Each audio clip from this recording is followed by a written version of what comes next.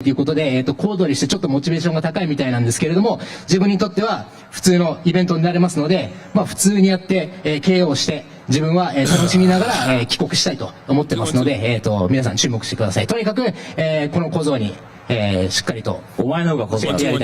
お前の方が年下だ。はい。You're younger, you're a little kid. まず大舞台戦ったことないって、俺は5万人の前でも戦ったことあるし、I fought in front of 50,000. お前のこと誰か知らんって言ってたけど、まずお前が1年間出場停止も食らってるから今こうして日本で試合できないの。まずお前感謝からす You said you don't even know me, but you can't even fight in the States. You can't even fight in the States because of me, because of the opportunity. You're getting to fight in Japan. You better be grateful to me. I'm giving you the opportunity. Let's begin the Q&A with the members up on the dais. Ryan Garcia, I'll start with you. This went from shaking hands to personal really quickly. How do you respond to the energy being brought forth by your opponent? You know, it's waking me up. I just kind of looked into this like, you know, it's going to be a little exhibition. I'm going to enjoy the ride, enjoying the festivities in Japan. You know, it's New Year's, but now it's kind of waking the dragon up. I kind of just, you know, it's making me a little excited to put a whooping on this dude. You know, I'm looking to knock him out now. And before it was just, you know, I thought it was going to be a relaxing family event. It's not anymore. You know, he's out here cussing. So if he thinks I need him, he's crazy. Again, I don't need him, but I'm just happy to put a, you know, big event. This whole Drake situation. 本当に今これに関してはすごくリラックスした感じで来てるんですけど、今ちょっとコメントを受けてだんだん目が覚めてきたって感じですね。本当はもうフレンドリーな感じでやるつもりだったんですけども、これでいろいろと汚い言葉とも使ってるし、仲良くするのではもう全くないし、俺も鼻がないからフレンドリー。彼を KO するもう準備はできてますんで、もうこれはもうフレンドリーなものではなくて真剣勝負だっていう気持ちになってきました。What he's doing fits into this conversation. Rukia, there's a lot that I you're want a to former cover. kickboxing world champion, but the boxing world really got to know you in July over those 3 rounds in the exhibition with the legend Manny Pacquiao. What do you think you proved to the boxing world with that performance? 安保選手はもともとキックボクシングはすごいスターなんですけれども、ボクシング界にその名を轟かしたのは3ヶ月前、マニ・パッキャオ選手と試合をしたことだと思います。それでボクシングファンはあなたの名前を知ることになりました。あの試合で安保選手はボクシングファンに何を証明したと思いますか？まあ、あの試合でボクシングファンに証明する動向の前に、こいつは今俺のことを誰か知らんって言ってますけど、俺はこの試合にかける思いは、もちろんボクシングでも俺はライアン・ガルシアといい勝負ができる、むしろ勝てるとさえ思っているんで、それを結果で証明してアンポルキアって名前を世界に轟かせます。そのための一戦にします。お前覚悟しとけ。Before answering your question, you know, he tells me that he doesn't know who I am. He has no idea who I am. That's, you know, sitting there watching a pre-fight press conference. Ryan Garcia, what do we think about Ryan Garcia? Real boxer or manufactured Drake-like happening? There's a good question to throw out there to begin with. God knows. The reason I can draw correlations with all of this stuff is because at the bottom, the very base of my premise, which is nothing ventured, nothing gained, is that there's a cultural shift that we're experiencing. I think we're seeing it across all boards. And, of course, because we're in America, we're the most important, right? Right. Everybody cares what's happening in America. The West runs the game. Another correlation that can be drawn where the future of hip-hop lies. But there are those in a world where the largest bank accounts are considered to be the loudest, or are allowed to be, or can buy up the most airtime in order to be the loudest voices, oftentimes considered to be the smartest of the loudest speaking. Because, you know, I got money, right? So I got to be smart. I got to know what I'm talking about, right? In an internet era when information is readily available like that, so everybody's smart. You know everything, right? In that landscape, if you didn't work for it, if you don't know what it was like to go to a library, yes, I'm going to date myself, and do a book report, like have to actually do a report, like pull down books. Let's say you didn't cheat doing it, first of all. I used to do that too. Don't get it twisted. I was the quintessential C student in school, which was all my report cards, even when I was younger or when I was older, they would always say something to the effect of, Oren's really smart, but he likes to talk too much to his friends. And the maybe high intellect person, underachiever. I fit into that category comfortably. But if you ever been in a place where you had to actually go and get some information, synthesize the information, and then put it in report form, you kind of know what I'm talking about. The pre-internet era of reading news, even. Just consuming news. When you really had to read a newspaper. I come from a generation that I really do think has a superpower.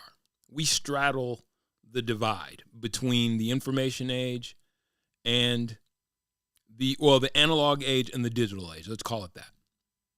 We knew the world. Like, I wasn't a baby when the world was Encyclopedia Britannicas and libraries. 7, television stations max.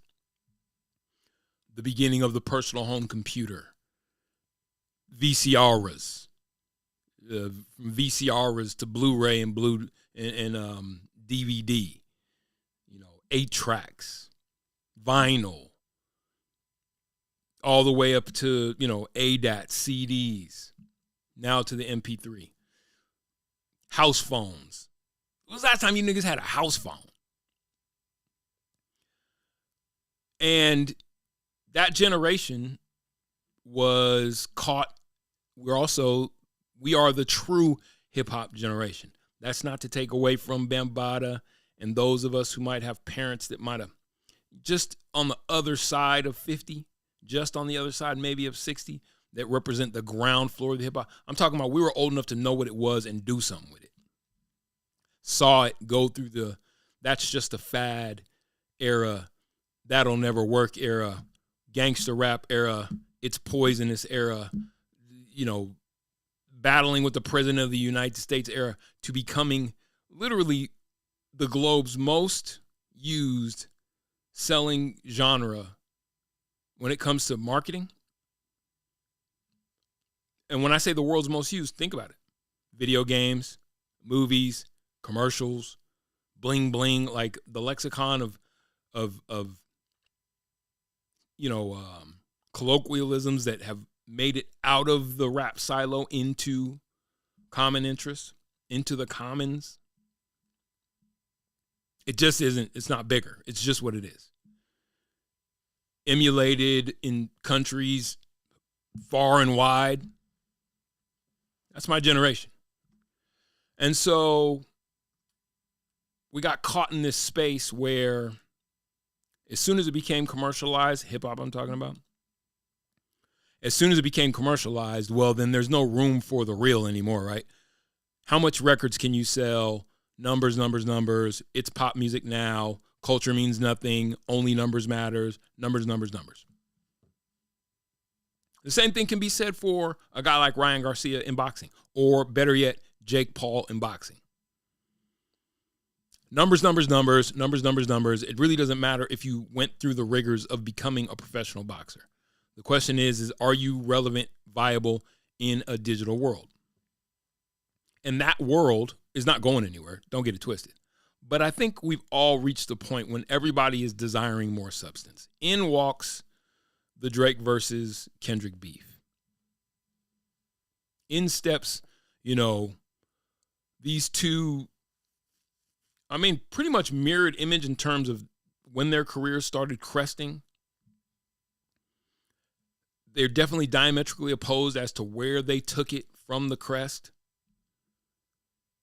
One becomes, the king of hip hop, quote unquote, sixth god, king of hip hop as pop music, and the other is a literary genius.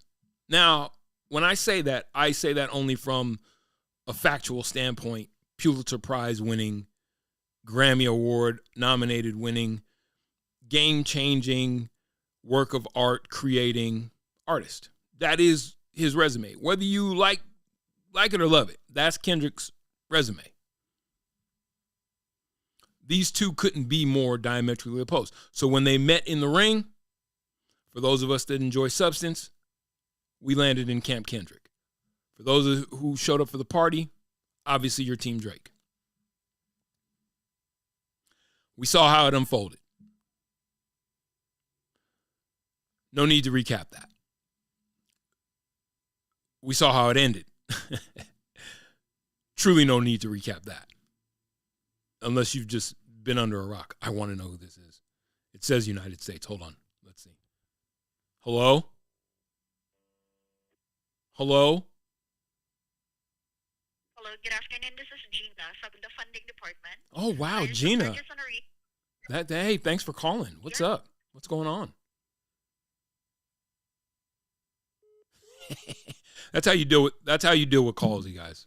If you get, when you get spam calls, just tap in with them and make them believe that it's pointless in talking to this person, and hopefully the next thing they do is take you off their call list. I do that all the time now. I've gotten tired of just, blowing up every time my phone rings from a number that I don't know. Now I answer the phone and I try to see if I can engage. That might happen a couple more times over the course of this live stream, so just be prepared for it. As a matter of fact, I'm going to connect my phone to my soundboard, and now you guys are going to hear the voice. Maybe we'll get some good prank calls out of it. Reverse prank calls. Anyway, where was I before I was so rudely interrupted? These two artists, I will call them artists, had different paths to the public eye, but they both represent the culture, allegedly. That's also what played out over the course of this battle. What was on trial was cultural currency. Because in a world where whoever cashes the biggest check is most revered, what can get lost in the mix is who actually has the pulse of the culture, who actually has relevance where the culture is concerned. Does the culture ever take a back seat to the commerce? The cultural shift that we are experiencing right now, I think, is going to prove to a lot of people that while capitalism will remain the thing until it's not. I think we all have to realize that one day it won't be the thing. Maybe not in your or my lifetime, but eventually humans will figure it out. It's dumb to be a human and pay for stuff. It really is. Not pay for stuff. Let me rephrase that. It's dumb and it's anti-human to be a human and pay for being human. Because, when it comes to the natural resources, water, air, food, water, shelter are kind of, if you can, get it done on your own, you should be able to do so without the infringement of someone telling you about property tax or what have you. These are all colonial efforts. They're very new. It's a very new way of living as humans. You might not believe it, but trust me, it's true. That's a whole nother conversation. Where does culture rest when the idea is to capitalize on everything? And does culture have to take a back seat to capital? I think you're going to see in this next shift, not only does it not, when culture comes back around, it's really hard for the culturally bankrupt to even be heard from. Because when you've starved the system for so long, when it boomerangs back in the other direction, like all things are bound to do, life is a pendulum. It swings from one side to the other. And when it swings back the other direction, especially when you're talking about people who have been starving, have you ever been like super, super thirsty? And how good water tastes and how long you can drink? You know what I'm talking about? When the pendulum swings back the other direction, it tends to swing back hard. And it'll be hard in that period, for however long, from the apex God knows, through the swing, all the way down through and up to the other side. It'll be hard for the thimble deep to even have their voices heard, because now you're in what people would call a renaissance. Let me show you something.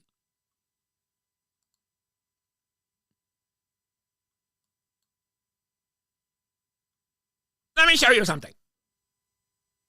God knows. I am reincarnated. I was stargazing. Life goes on. I need her, my babies. Yep. Okay. I'm not going to stop this too many times, but I just want to show a couple of things as this goes. Kendrick, PG Lang, he's laying a blueprint for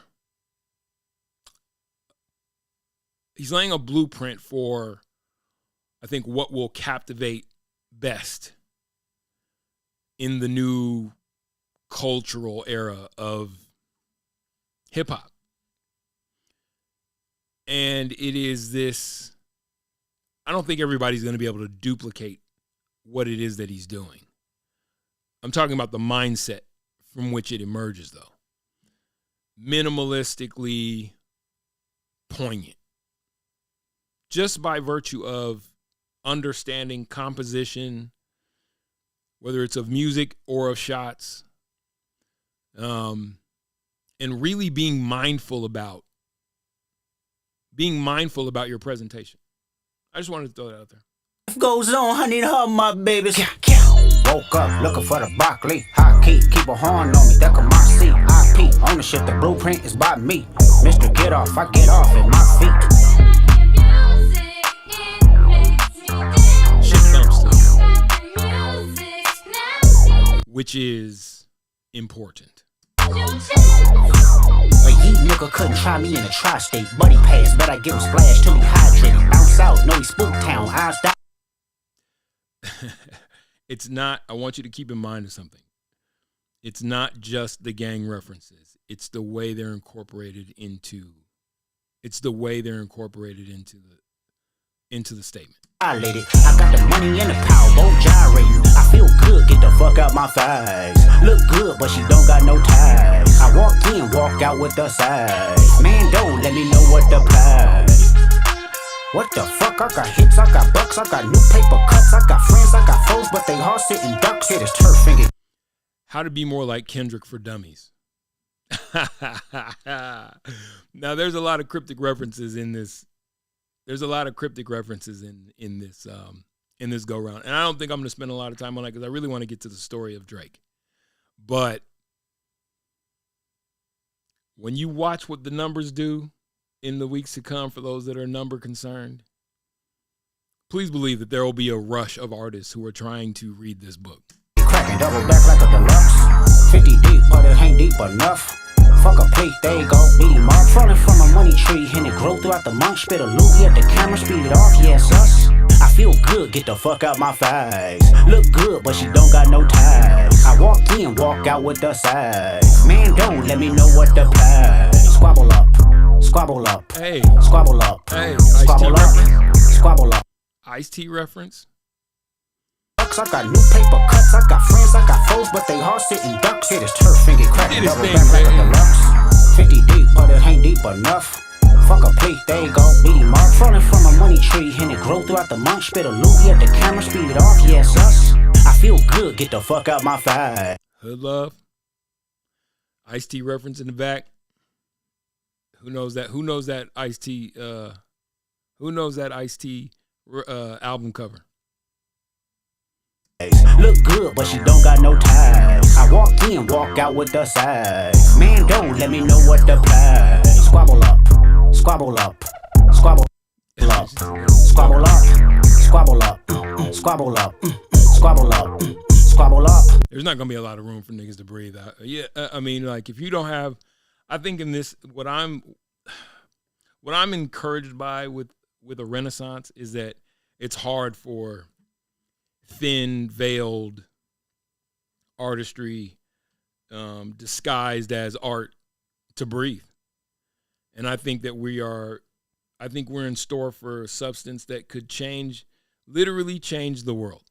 The type of substance that can literally change the world. When you merge commercial artistry or commercial appeal with substance, that's a danger for that's a danger for everything that commercialism has represented for a long time. I've been trying to read that board for a second. Like I said, I want to actually do just Squabble up. reframe, Squabble up. dive into Squabble this. up. Squabble up. Somebody took Squabble and ran up. this. Squabble. Somebody took and ran this that letterboard through ChatGPT and tried to pull out what letter combinations are in there. I don't think you need ChatGPT to do it. Hold up. So let me see. MNIEST KOEA 2 E's. I see liquid. Dat, way. There's gonna be, and this type of shit is fun, right? There's no season in there. 10, I see.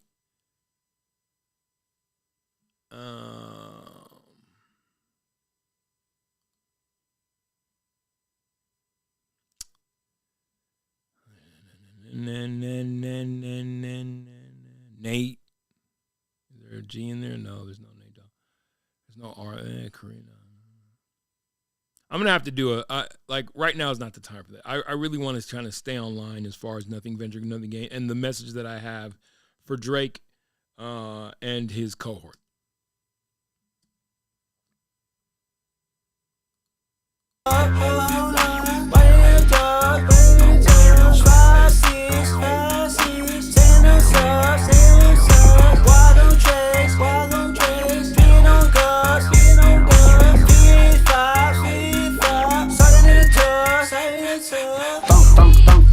Baby rockin' it. Quid pro quo, what you want, cause I'm watching.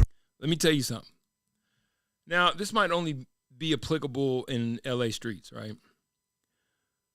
Kendrick's playing a very smart game when it comes to bringing his side of the conversation together. And let's think about how hip-hop went. Hip-hop went from all of ours to, well, basically an East Coast thing, to an all of our thing, to kind of a West Coast thing. But it was still even when it was East Coast, even when it was a West Coast thing, it was still an East Coast thing. You feel what I'm saying? And then once the South got a hold of it, because it was, that was the East-West, hip-hop war of the 90s. The South, when Outkast, when Three Stacks has that famous "The South Got Something to Say" speech. Let me pull it. Y'all ain't got no love. The East Coast ain't got no love for Dr. Dre and Snoop Dogg. Let me see. Outkast. Andre. South.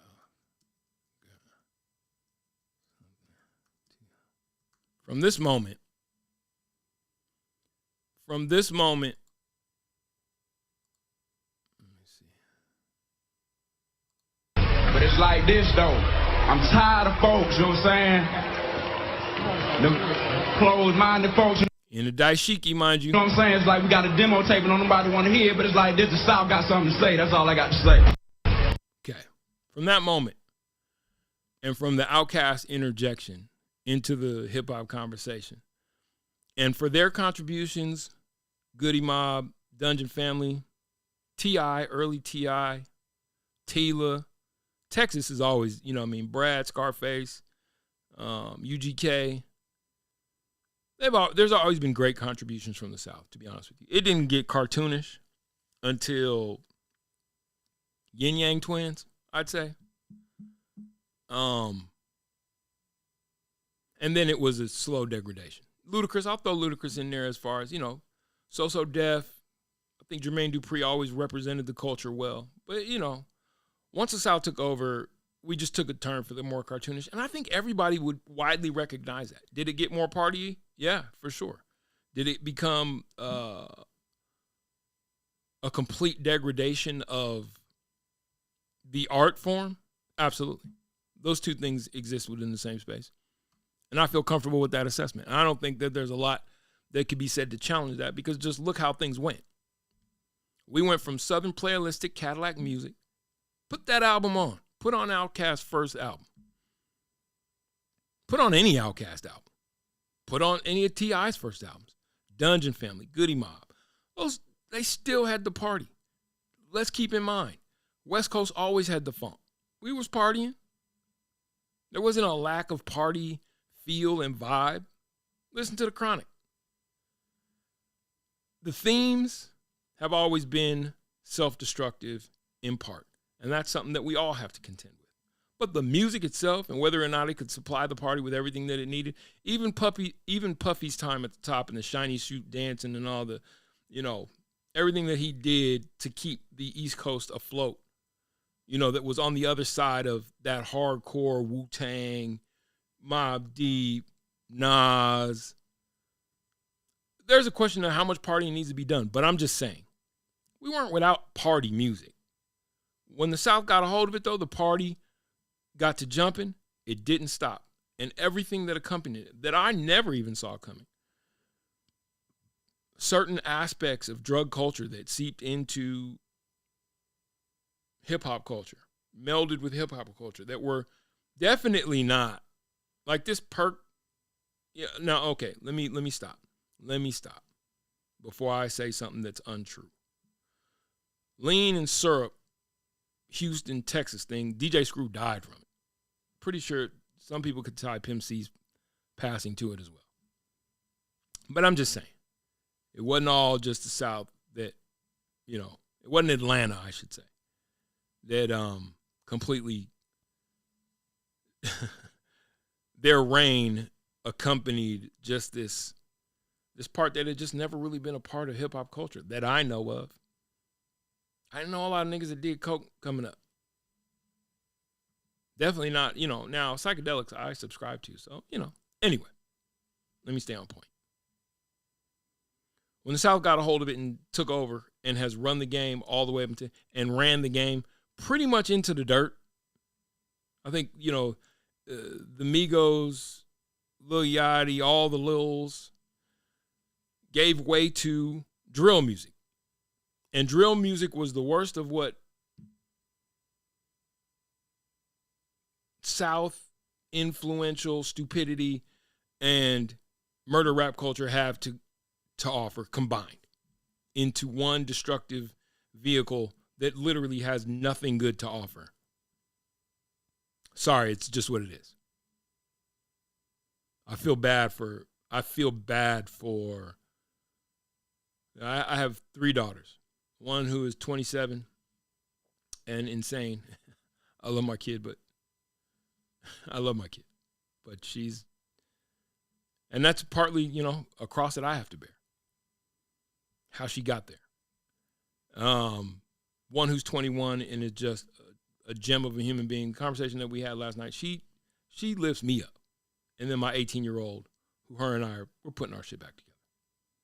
But I feel sorry for their generation of what they have to choose from if they should choose to want to indulge in today's rap game. Because if it's the ladies, they run hip-hop right now from a commercial standpoint.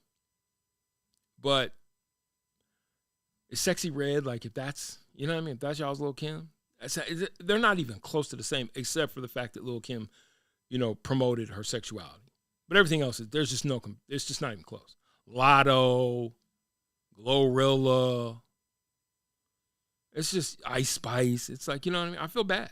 I feel bad that that's the representation that they get. And they're rejecting it. I think the culture as a whole sits on the precipice of going the way of rock music if hip-hop's not careful. So anyway, the South had something to say, took over. Now we're dealing with drill and the tail end of the South and all these things that it represents. But what Kendrick's doing, I believe, has the potentiality of not only resurrecting the game, maybe fixing it for good, even if it makes it a little less commercially viable for those who would want to see our communities degrade into the most vile bullshit. And I say that because in one video, we saw representations, if not real, I don't know why they wouldn't be, representations of gangbang culture from every angle that LA has to provide, right? From Kendrick's background, right?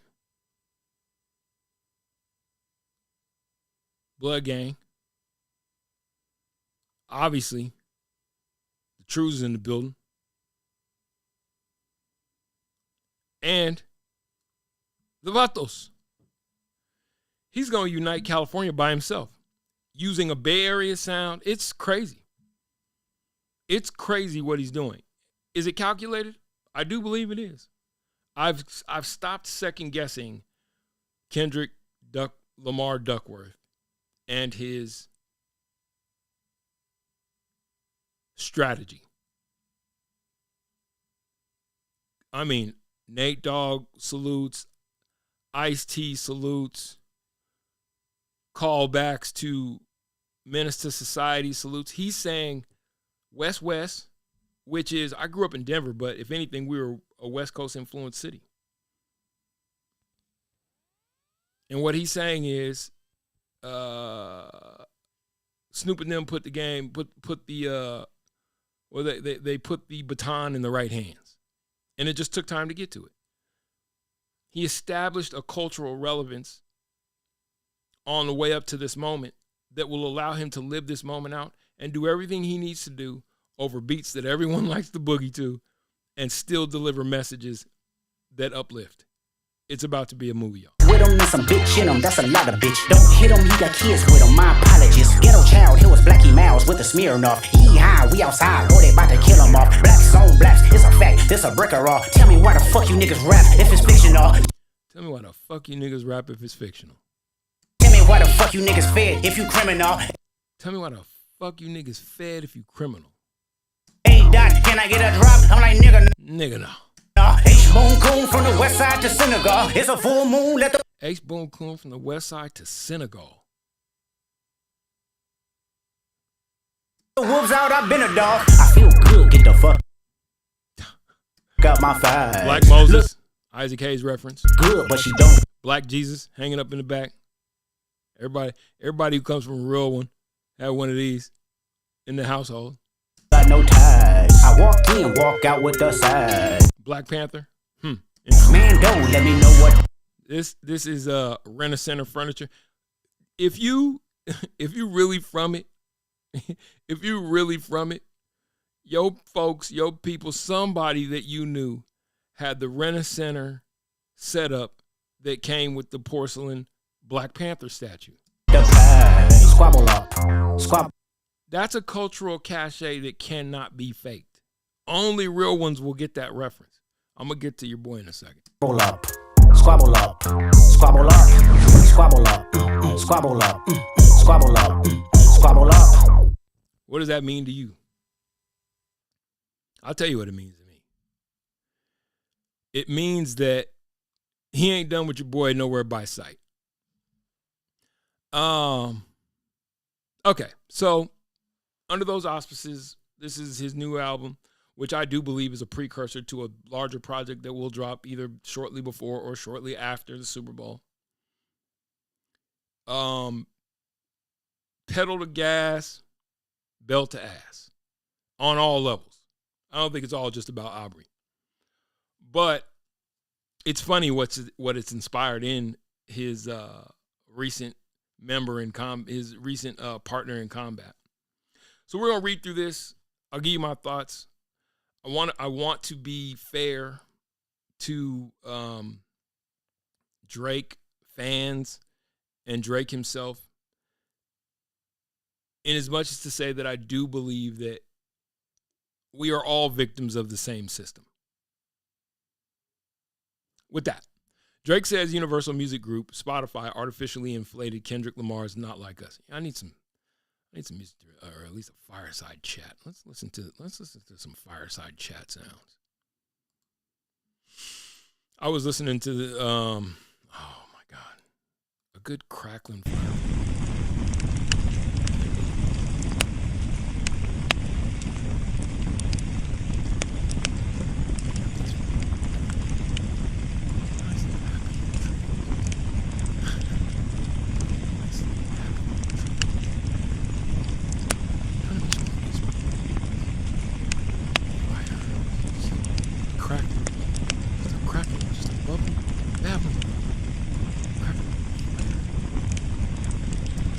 No, there's a reason why.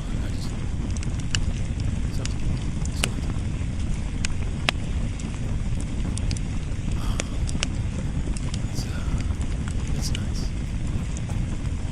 Let's go ahead and do some fun with it. Drake says Universal Music Group, Spotify, artificially inflated Kendrick Lamar's Not Like Us. The petition claims UMG engaged in deceptive practices, including bots and payola, to boost streams of Not Like Us. But UMG says, quote, fans choose the music, bruh. They want to hear. It's funny that the biggest beneficiary of everything that the commercial music industry has represented now takes issue with the very tactics that most assuredly, if you do any amount of forensic research, propelled him to the top. The beef between rappers Drake and Kendrick Lamar exploded on the airwaves this summer. Now it's found a new arena, the law courts. Call him the law. Dumb,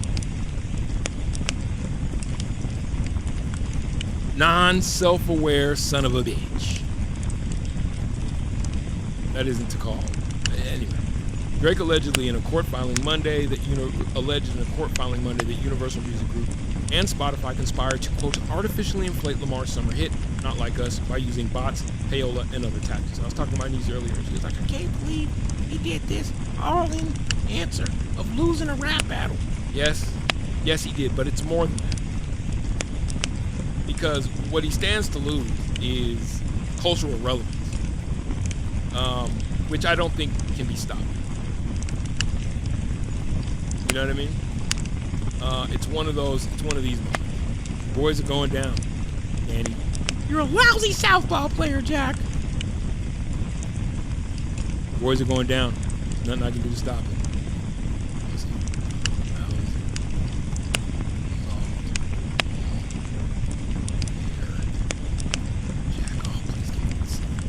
One of the greatest scenes. You're a lousy softball player, Jack. Boys are going down. There's nothing I can do to stop it. Hold on. Yarn, are you going to do me wrong? Lousy fucking softball player, Jack. Boys are going down. Nothing to stop it. Lousy fucking softball player, Jack. Lousy fucking softball player, Jack. Lousy fucking softball player, Jack. Hold on. One of my favorite movies, and you'll learn this about me.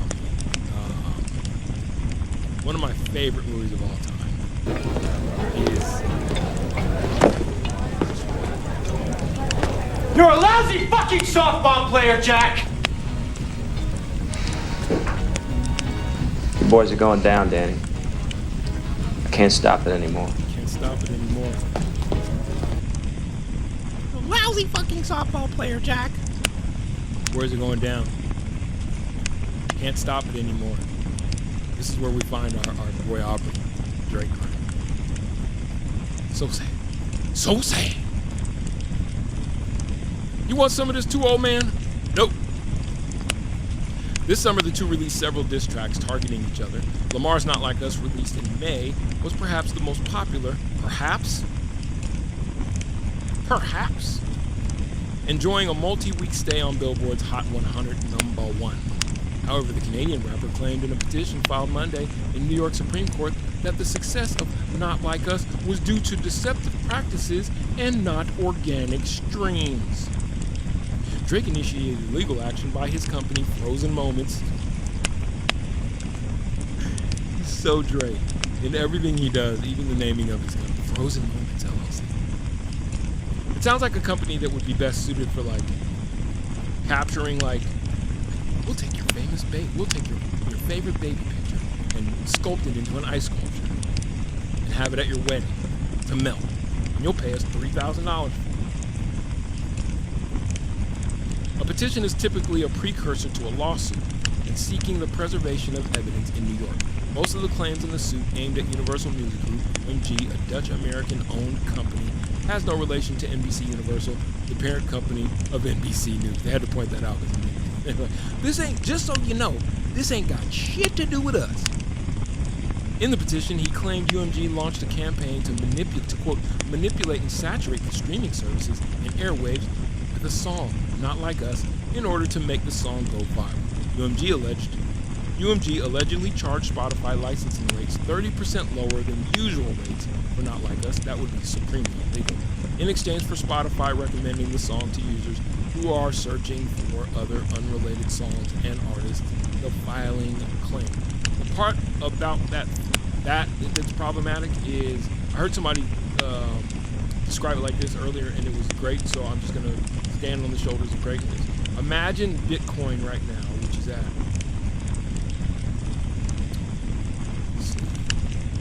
96 earlier, or 93 earlier. Imagine Bitcoin right now at $91,000 of Bitcoin, but you knew somebody who said you could buy it for 30% less than that on theirs, and it was really, literally, real Bitcoin that you could buy from them at 30% less than that. That would be, well, where was that guy getting? Especially if you were one of the people who bought it at 91, right? Like, who gets it for that price, and where do I get it for that, and how come they get it like that, and I don't get it like that? And then people cry, and they whine, and they don't like being not included on big deals. This is a really sweet deal. The problem that for Drake, though, is that, well, let me keep reading. UMG also, just so you know, is also Drake's employer. They both work for UMG. There are 4 or 5 record companies that own all of music. So when you go up the ladder, they're all owned by the same people. So he's suing his own employer. UMG also allegedly conspired with and paid unknown parties to use bots to play Not Like Us and boost its popularity. Because that's the only way that this song that everyone just so also happens to love, that's the only way that it could have surpassed anything that he would have dropped. You have to remember that in the aftermath of the battle, Drake went on 100 gigs, for your head top, drop in and dropped a bunch of ineffectual, like complete lead balloons. And I think the writing has been on the wall for a second since the end of the rap battle between him and Kendrick. Maybe nobody's checking for you like that. Remember that I said this was going to be a conversation about nothing ventured, nothing gained. The petition alleged that UMG also had some financial agreement with Apple to have its digital assistant Siri direct users to Not Like Us when users asked Siri to play Drake's album, Certified Lover Boy. Not Like Us contains the lyrics Certified Lover Boy, certified PDFs as an allegation against Drake. I wouldn't know about that. Let's see if it works. I got Siri. Hey Siri, play Not Like Us.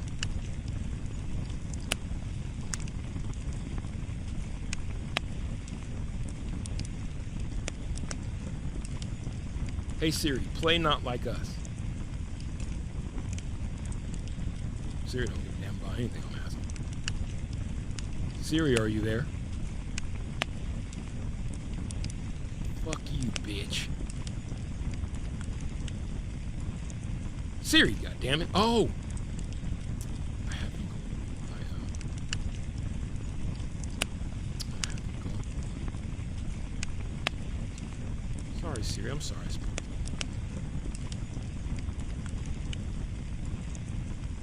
Hey Siri, show me listings for Not Like Us and where it can be played.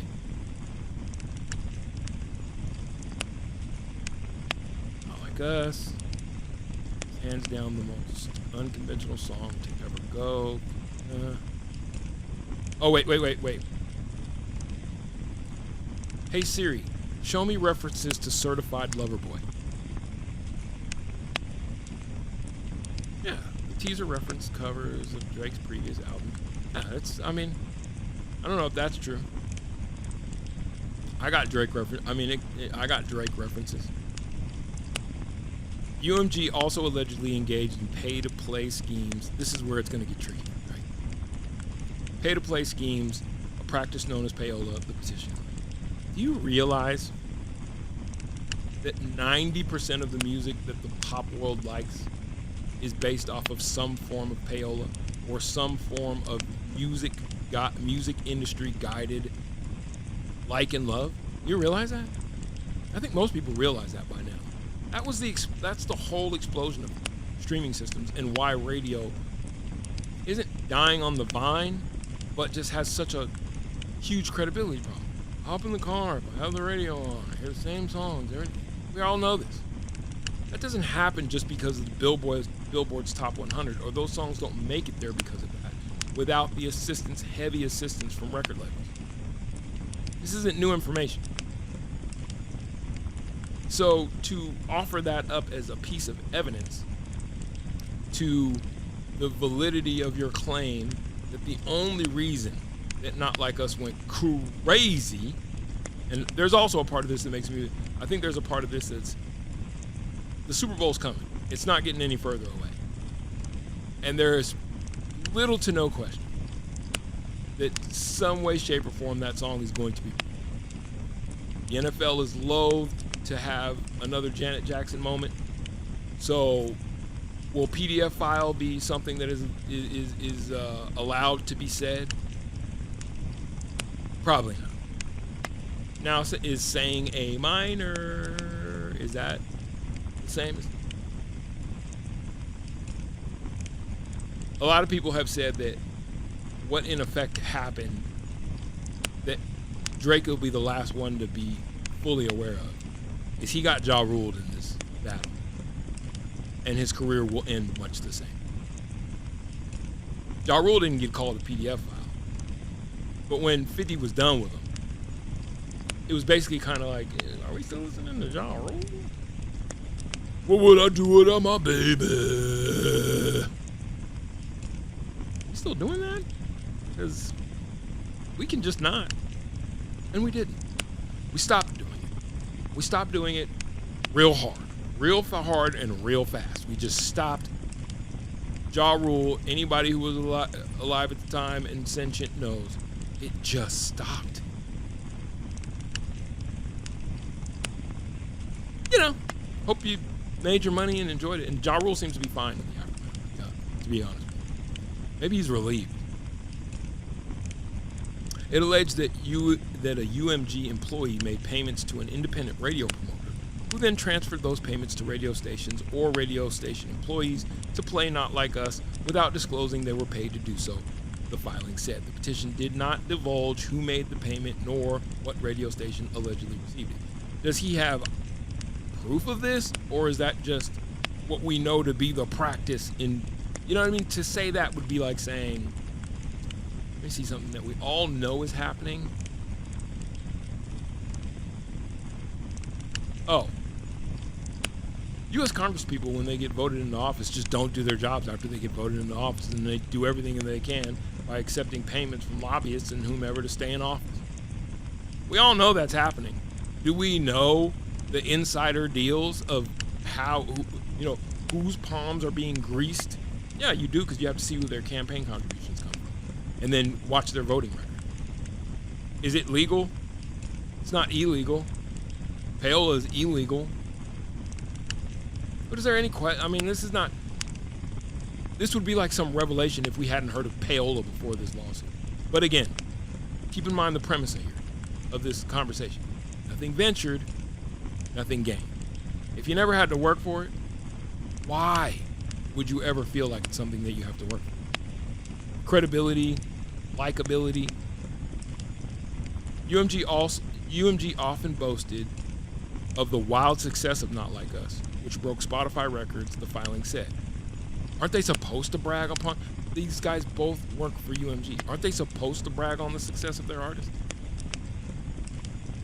The hit holds the record for biggest single day streams of a hip hop song, and is the most streamed diss track. I love how they put diss track in quotes. In Spotify history. Wow. According to the petition. The song has over 900 million streams. Almost a billion. 100 short of a billion. And after these filings, after this news, I'm fairly sure Not Like Us has shot past the billion. Easily. Within the last 36 hours. Easily. Because everyone that wasn't dancing on your grave before, they're dancing, they're boogieing now. petition said that the alleged schemes to inflate the popularity of the song were motivated by the, quote, desire of executives at Interscope to maximize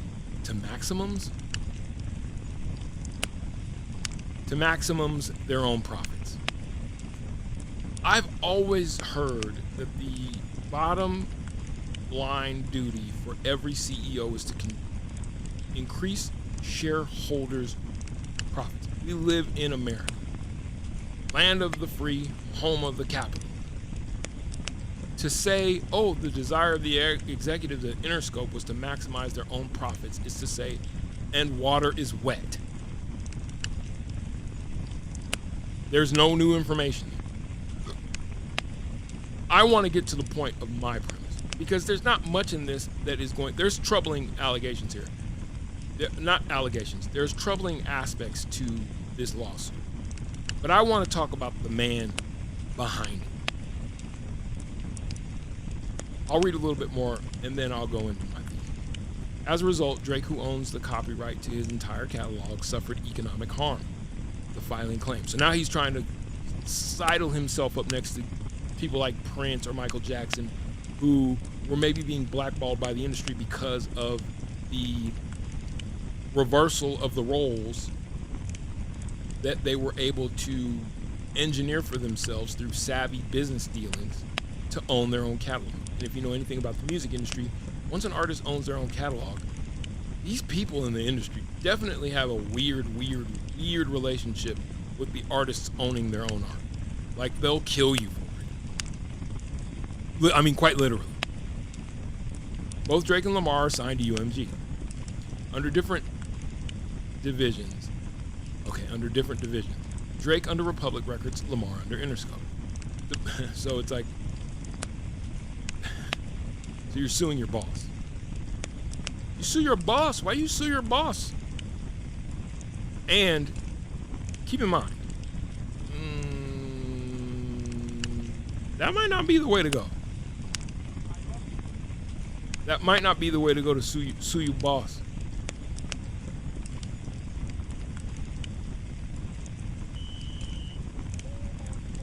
Lights get cut off. Are you fucking stupid? That might not be the way to go. You sue your boss? Why you jefe? Why you sue your boss? Bumbleclot. The petition claimed that UMG pointed the finger at Lamar and insisted that Drake should initiate legal action against him rather than the company. Which, I mean, Kendrick is the one who made the assertion that you're a PDF file. So yeah, if you have a libel claim or if it's for slander, you would probably need to sue the guy who made the record, not the people that promoted the record. The filing further claimed that UMG terminated employees who were loyal to Drake. I don't even know if that's true or not. I'm not going to get into it. The filing alleged that UMG violated the Racketeer, Influence, and Corrupt Organization Act, the RICO Act.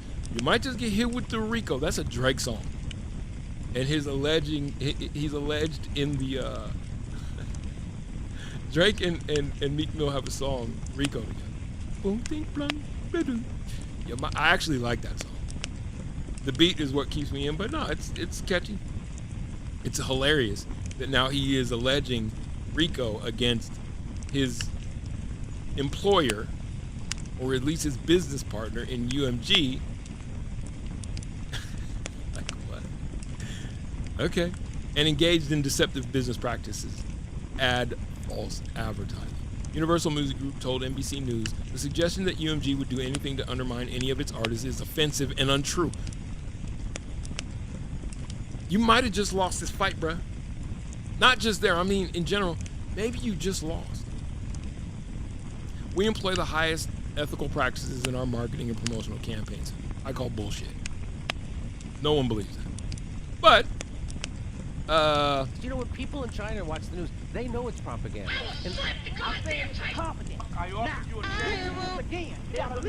If I've got 2 kids to I'm sorry. No. That's my favorite.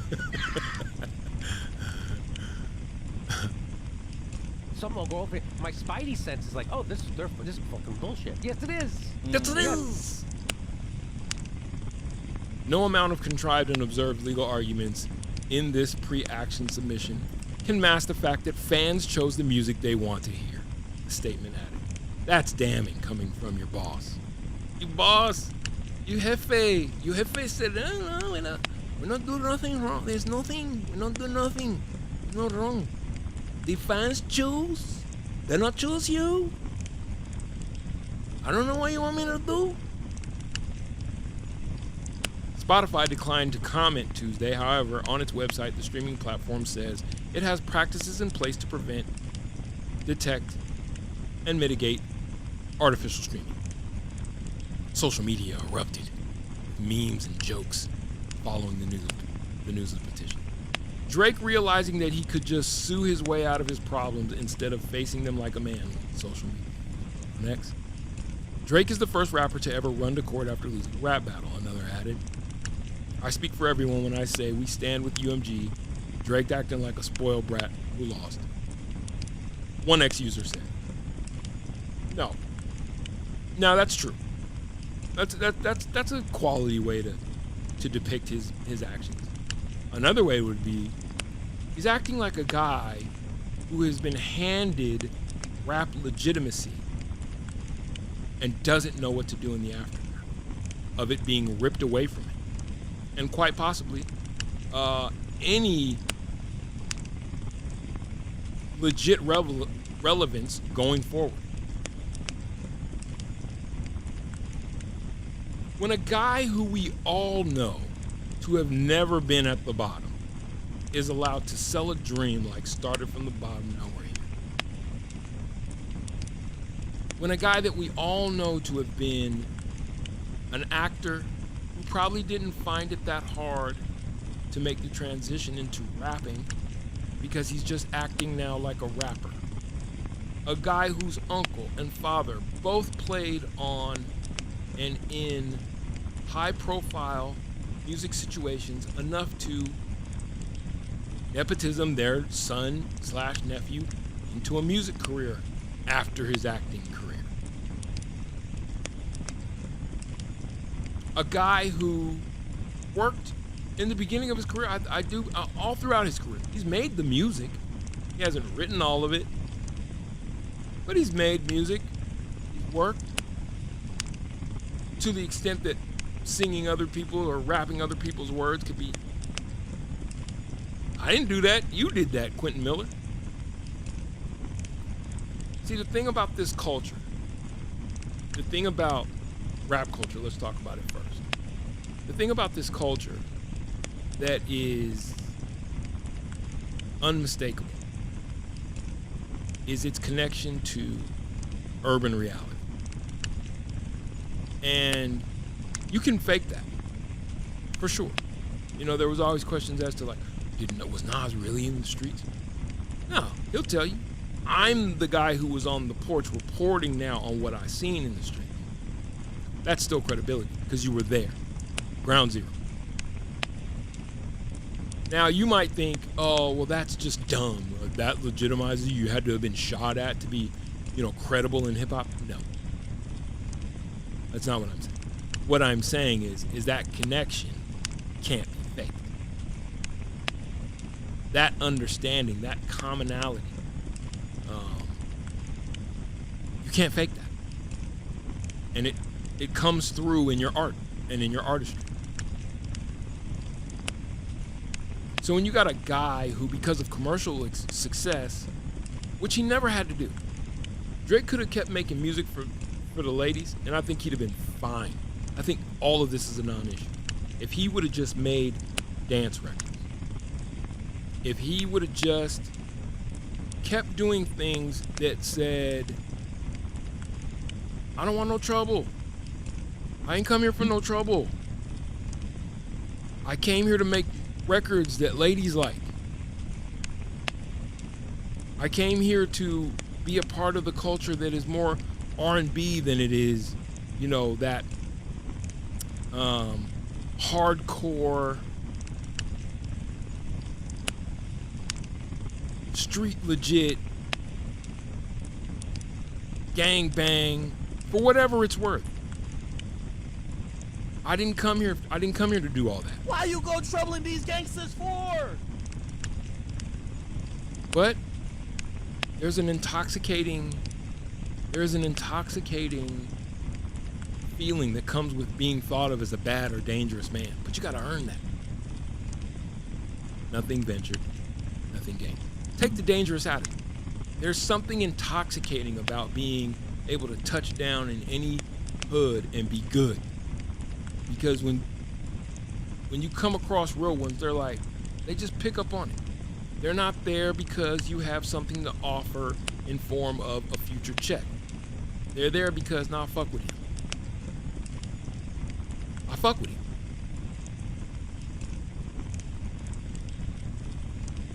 When Drake's career took the turn for the more street legit, and it kind of started with that started from the bottom, now we hear shit. When that was allowed to happen, by the way, and no one go, wait a minute. Okay, hold on. Stop. Why you go troubling these gangsters for? Stop. First of all, Jimmy. First of all, James. You don't have to. This was amazing. There's this documentary. Let's see if I can find this. It was detailing the troubles between Drake and Future.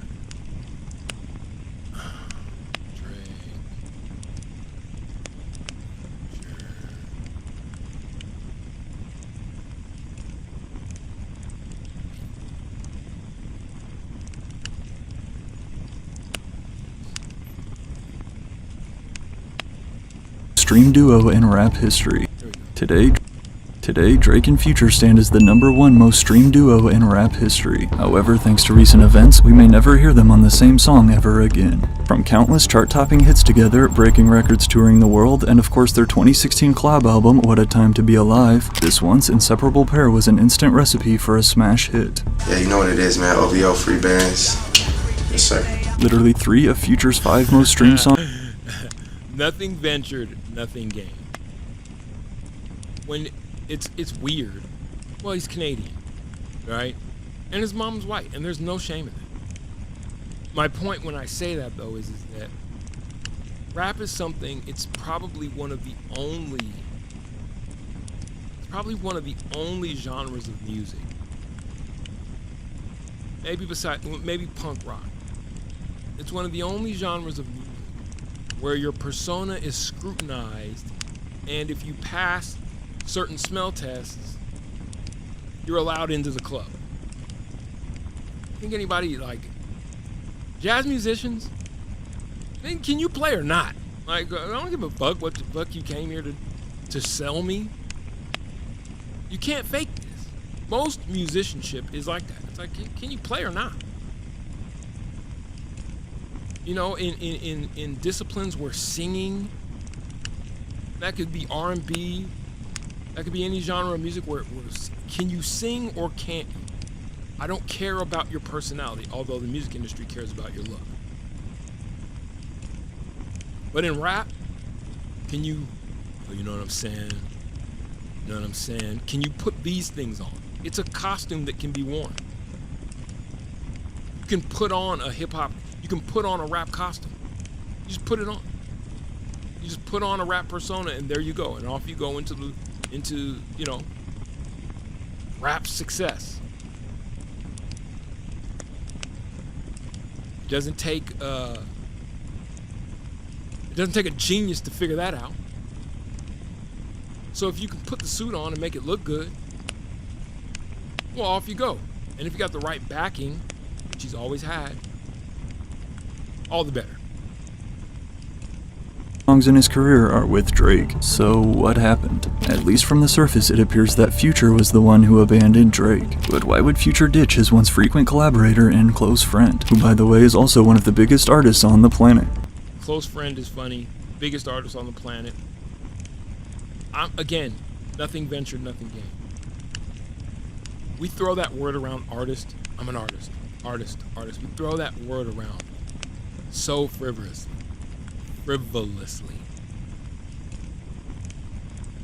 If you don't make your art it ain't your fault either if someone starts calling you an artist and you're not. Lip syncer, yes. Collaborator, absolutely. Artist, even in the art that he does make, is there artistry in it? To some measure. Being creative is thought of as art. But have you ever watched somebody just take paint and throw it against the canvas and call it art?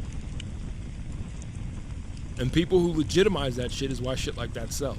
I see that his influence was drugs and the knowledge that you boneheads will accept anything that anyone calls art.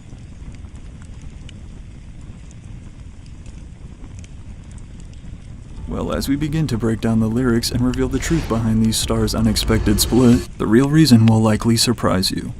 It's a woman.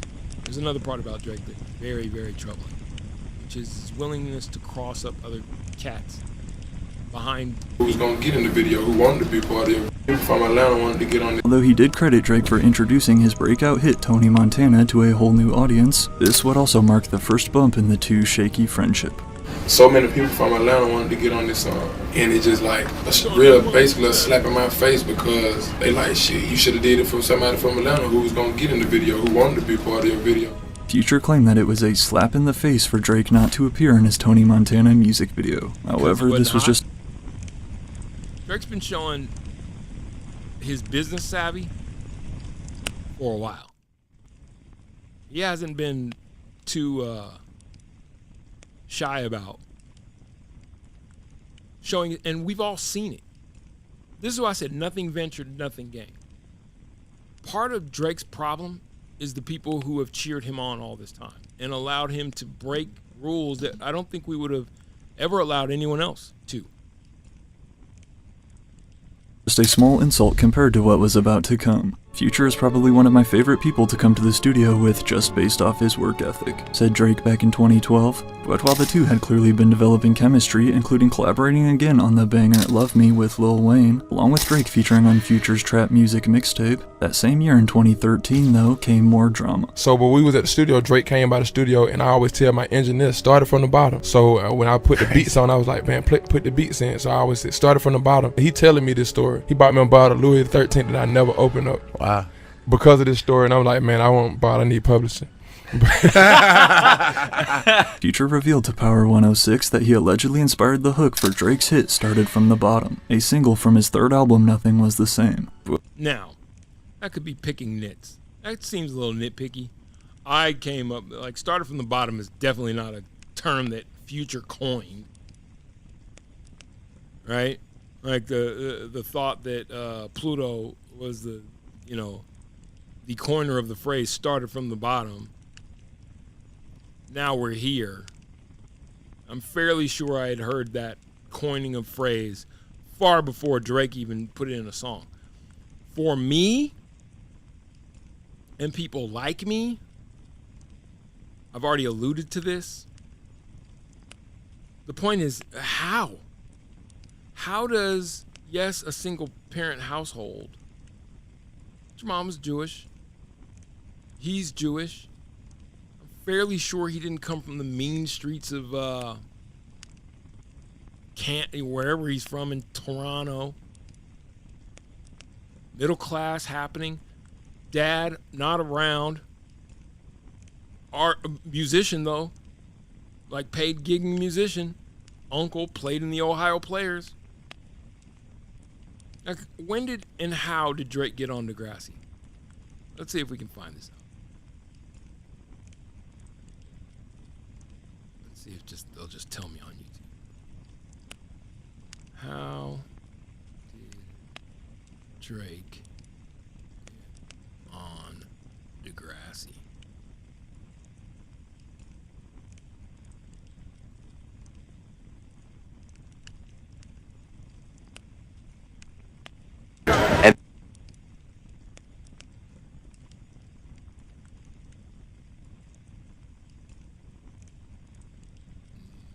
Drake's bodyguard reveals what Drake's really like.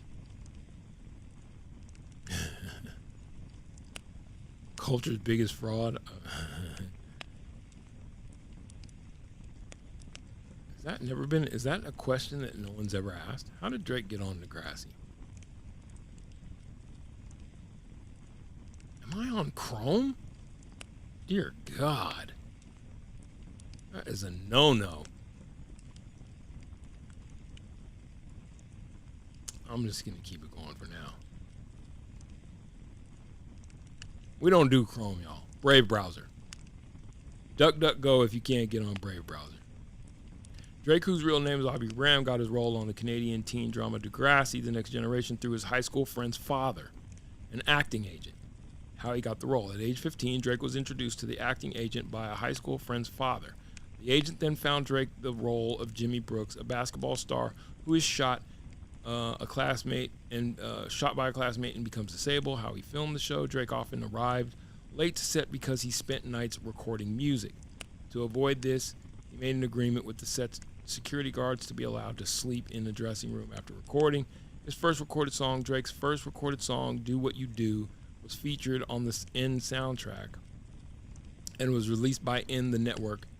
I'm telling you, this dude kind of seems like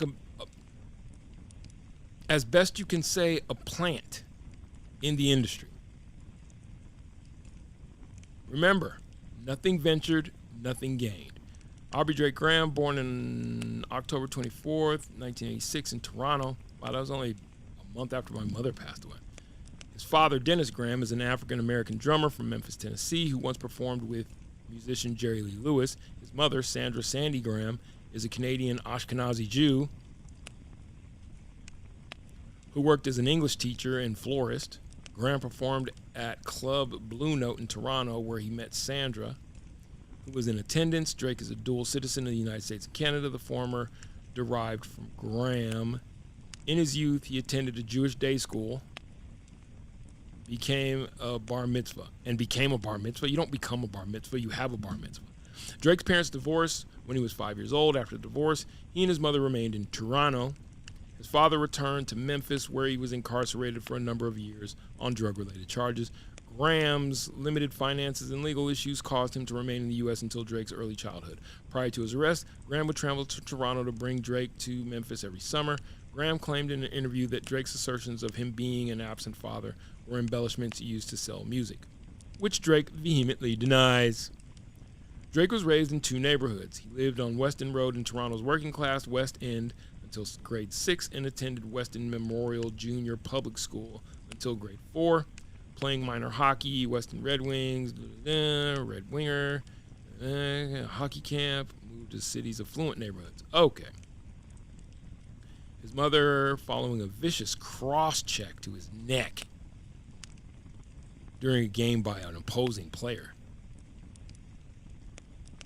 He left hockey because he got a vicious cross-check to the neck. He moved to one of the city's affluent neighborhoods, Forest Hills, in 2000. When asked about the move, Drake replied, quote, "We had a half of a house we could live in. The other people had a top half. We had the bottom half. I lived in the basement. My mom lived on the first floor. It wasn't big. It wasn't luxurious. It was what we could afford. At age 10, who was the family? Who was the people that you lived with, though? At age 10, Drake appeared in a comedic sketch which aired during 1997 NHL Awards, featuring a riff of Martin Brodeur and Ron Hextall, and their record as being the only goalies to have scored multiple goals. He attended Forest Hill Collegiate on Road Academy. I'm trying to tell you, like, these vague details. You moved into a house in an affluent neighborhood with who? But I'm not here to speculate. I'm just going to go with the facts. Career beginnings. At age 15, Drake was introduced to a high school friend's father and an acting agent. He found Drake a role in a Canadian teen drama. Why? Who? How? Why?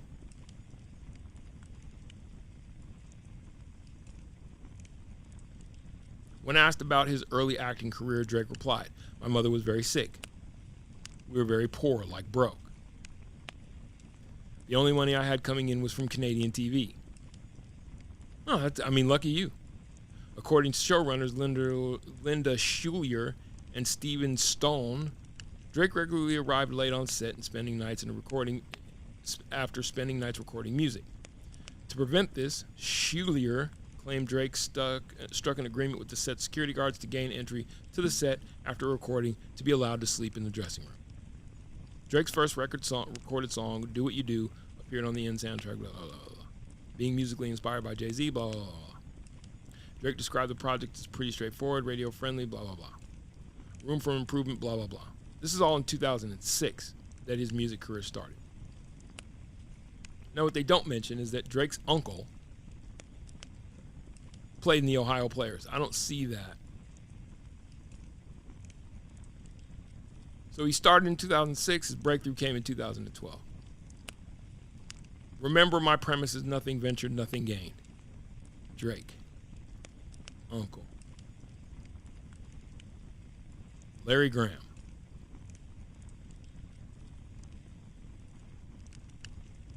So remember, his dad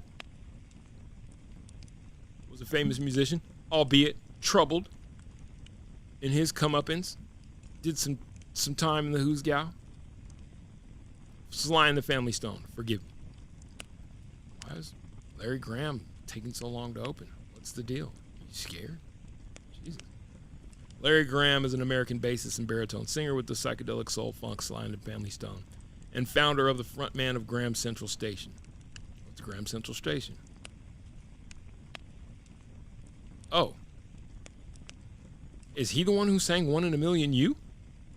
In 1980, he released the single 1 in a Million You, which reached the top 10 of U.S. Billboard. He's credited with the invention of slapping technique on the electric bass guitar, which radically expanded the tonal palette of the bass, although he himself refers to the technique as thumping and a plucking. 1993, inducted into the Rock Hall of Fame as a member of Sly and the Family Stone. He's also the uncle of rapper Drake. Remember, my premise is nothing ventured, nothing gained. What is... I didn't know he's the one who sang 1 in a Million You. Did he sing it? He did sing it. 1 in a million, chance of a lifetime, and life showed compassion and sent to me a stroke of luck. Call you a 1 in a million. Graham Central Station, American funk band named after the... Okay. Nothing ventured, nothing gained. Here's my thought.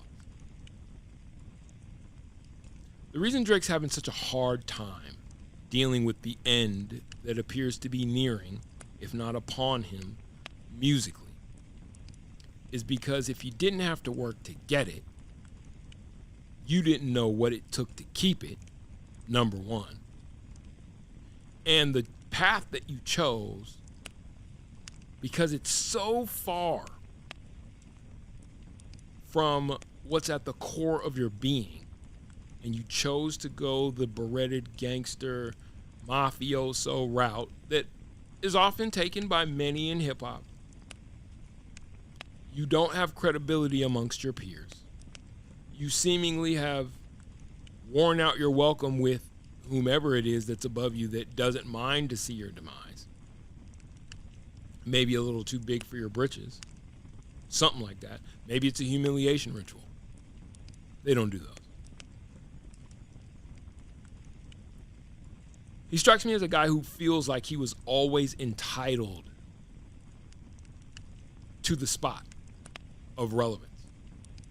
But only your music, at the end of the day, once the era that we're coming out of began to wane and people were just exhausted with the constant party and desirous of something more substantive, which again is how these pendulums swing.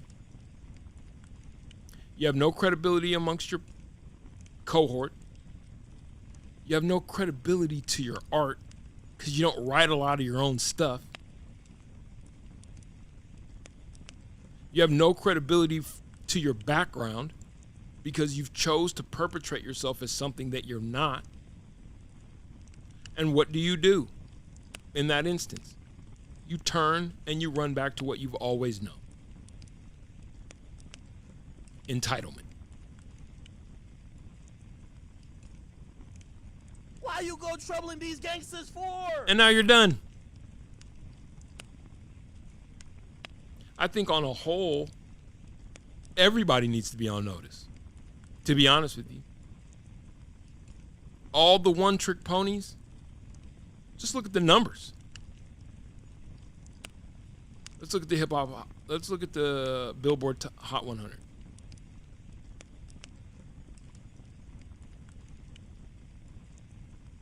We're going to count rap songs at the top. I bet you, I'll be honest with you, I bet you Kendrick just cracked into that jump.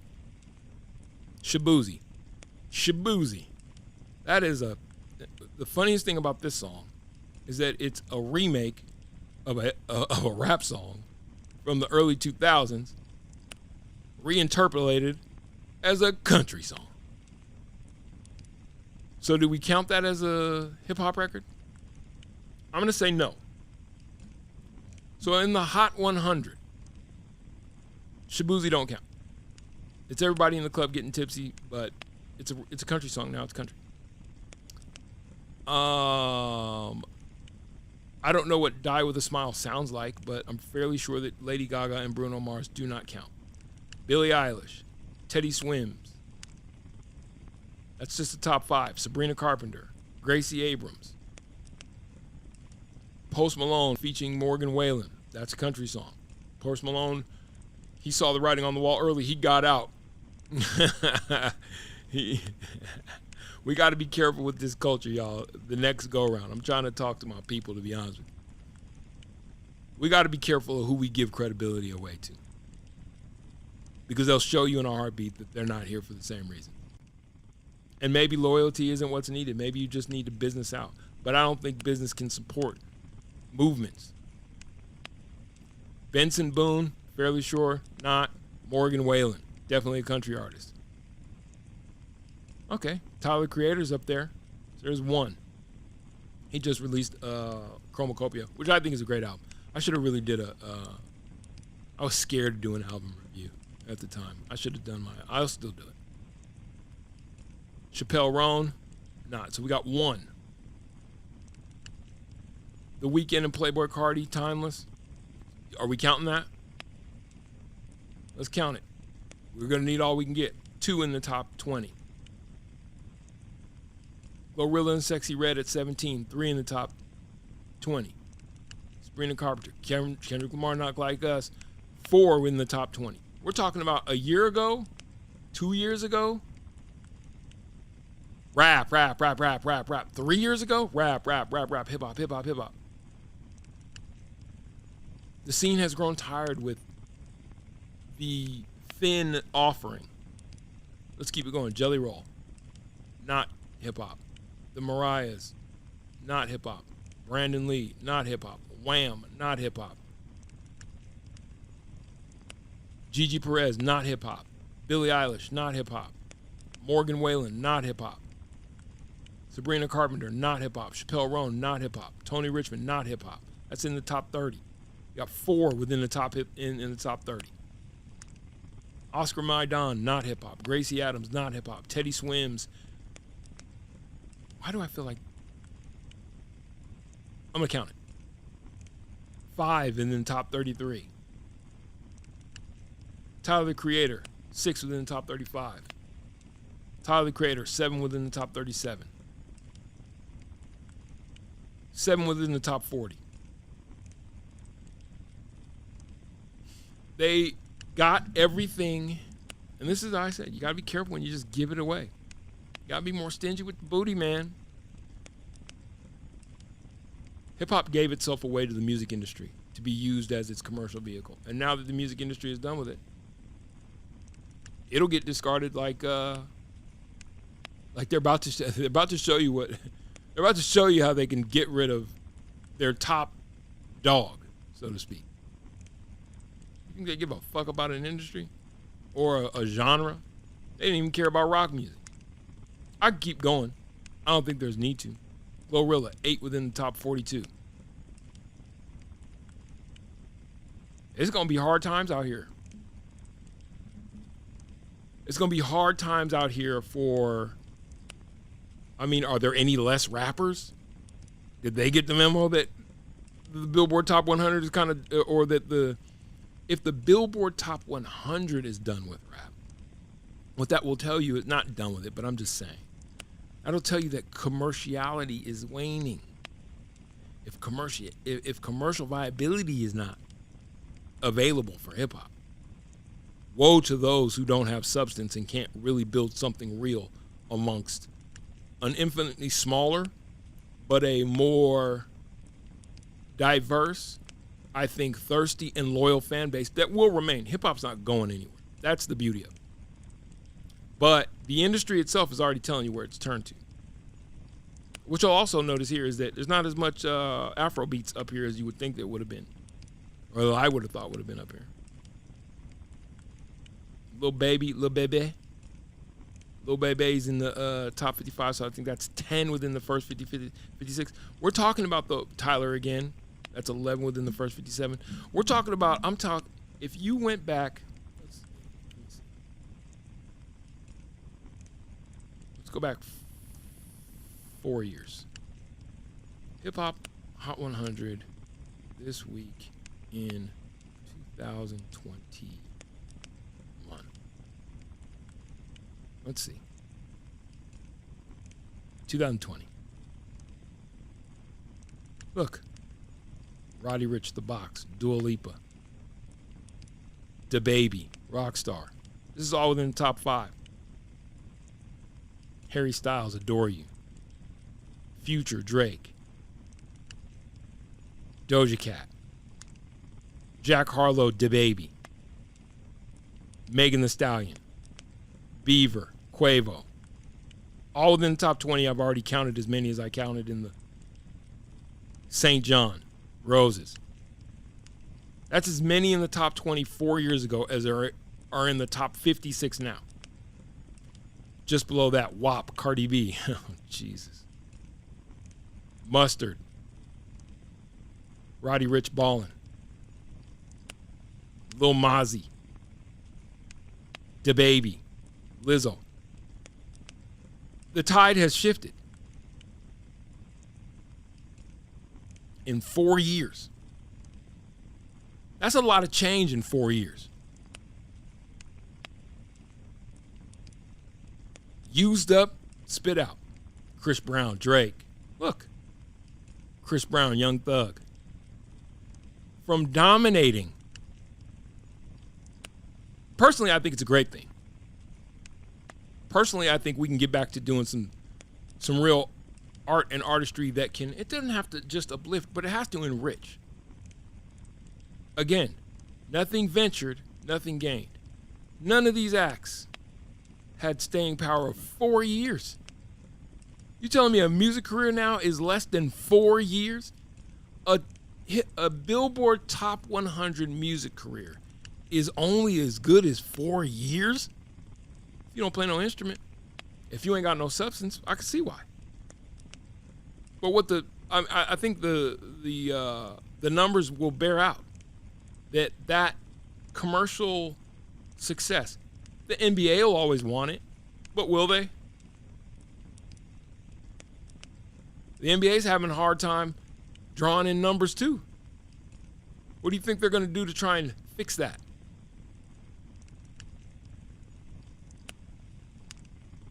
You might want to find a different core audience to appeal to. Just saying. But it's an urban exploit, it's an urban sport, sure, for sure. But now it's more international. We know that. Best player in basketball. Arguably the best two players in basketball if you count Luka. He ain't American. It's a more international game. Maybe you need a more international appeal. From all angles. Nothing ventured, nothing gained. Back to Drake. And then I'm gonna wrap up because I still got a stream to do tonight. I do find this conversation fascinating because what I think has happened and what hip hop's gonna learn, or you're going to learn today. What hip hop is soon to learn is that, and I think for my community needs to learn, needs to really pay attention to, is what you give your allegiance to. And could it ever pay back what you lose in terms of soul credibility if you're just chasing fleeting relevance and you allow a substantive art form to become a vehicle for destruction? I mean, utter stupidity. And if, as the listening base, you'll give your allegiance to anybody as long as they're, quote, the hottest going. And do they ever really pay you back for that?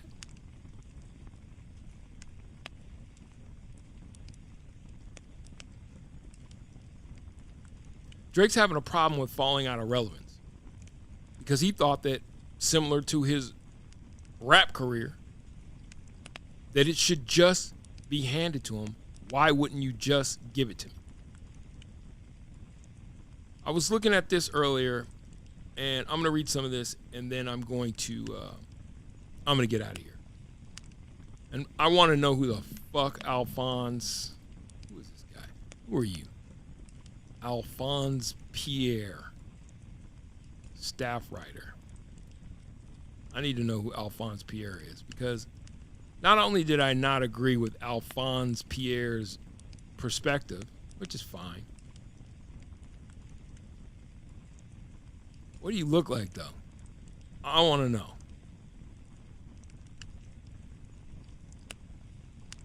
All right.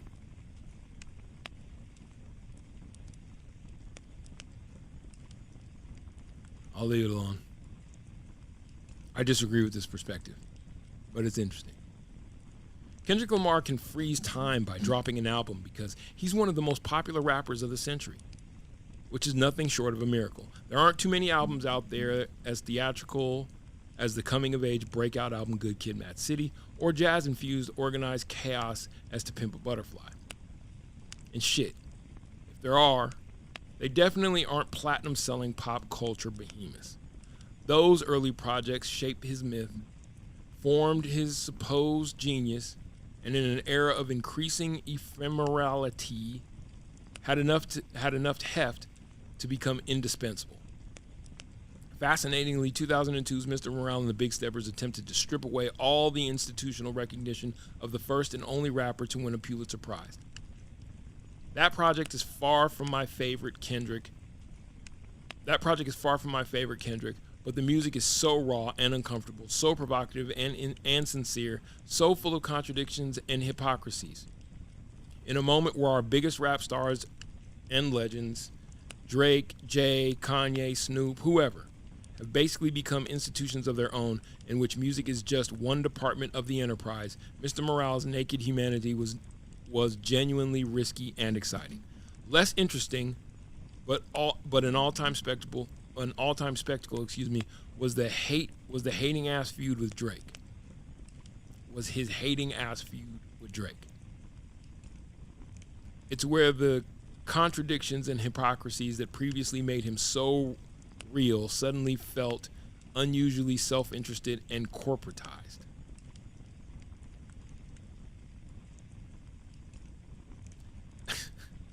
Let me let him cook for a second before I cook him. He whooped Drake by labeling the Toronto Kingpin a freaky ass nigga, a pedophile. Maybe he is a freaky ass nigga. If you take into consideration why Drake has so many feuds with so many, let me let one of his biggest stands speak on my behalf. If you take into consideration international trade isn't easy. It takes tons of. So many people might have a problem with Drake. Excuse me.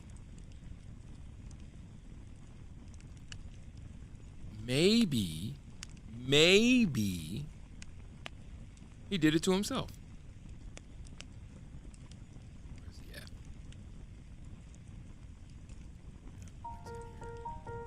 Coming up. I'm listening to this nigga sing on this album, bro. Like, this nigga, like, clearly, he's still mad. You're foul for that. I've heard. Bro, you might. Drake differently. Like, maybe there is something more to this, right? Check this out. Yo, Drake, I'm gonna just keep it a beam with you, bro. Bro, you my GOAT. You my favorite artist. But bro, you gotta stop the nigga behavior, bro. Why are you so fucking niggas bitches, bro? Like, bro, like, you know niggas gonna hate you for life off of that shit. Why the hell are you over here trying to steal these niggas' business? Yo, The Weeknd, from what I've heard, he don't, like, they had a little tit for tat. Like, when nigga heard that nigga hate Drake because Drake tried to or either fucked his girl, bro. Like, Drake, like, you're foul for that. Why are you doing this? I'm listening to this nigga sing on this album, bro. Like, this nigga, like, clearly, he's still mad. Nah, Drake, even as much as I defend you, you're a serial fucked up nigga, man. Wayne got locked up. You fucked his girl. Drama paid you for a feature. You fucked his girl. Yo, what's up with you, bro? What the fuck is going on with Drake, bro? Yo, Drake, I'm gonna keep it a beam with you. Like, nigga, you're Drake. Of course you're gonna be able to fuck any girl. But what is coming across, like, you don't got no goddamn morals. You don't got no integrity. Now, that's set against the backdrop of calling Drake a freaky ass. Freaky ass nigga, a 69 God. I remember a story about Kevin Costner and and his rumored affinity for bedding another man's wife in their own marriage bed. Not his, obviously, in the family's marriage bed. Like a serial. This was a serial fetish. That's some freaky ass shit. It's like, I don't want to just fuck. I want to fuck you in the bed where you be with your husband. That's some freaky shit. One of his victims, a baseball great. Some people would say the greatest shortstop of all time, Cal Ripken Jr. Allegedly.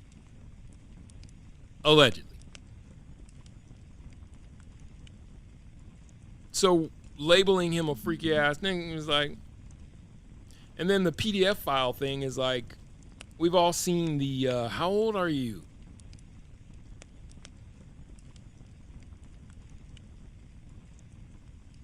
Do I need to run it? This is in my hometown. This is in Denver, Colorado. International trade isn't easy. It takes time. Drake. How old? So easy to find. It's like, what the fuck is wrong with this dude? Y'all gonna have me get carried away again. I get in trouble for shit like this. How old are you? She even sounds like a kid. 17? Now at the time he's 21. Mind you, that's not an excuse. The whole crowd is booing. Can't go to jail yet, man. Everybody knows that 21 and 17 it just won't work as statutory. Everybody knows it. 17? Why do you look like that? Now, the appropriate thing would be to do is you pull up to a gas station. You know, when I was in my young 20s, early 30s, bit of a looker, pull into a gas station. Girl's like, hey, what's going on, girl? Where are you going? I'm about to go, link up with the homies. Came to get some gas. What's your name? Oh, my name's Oren. What's your name? My name's Tashelle. Okay, Tashelle, it's nice to meet you. How old are you? 17. All right, Tashelle, you have a nice one. That's the drill. Not for this guy. Look at all this.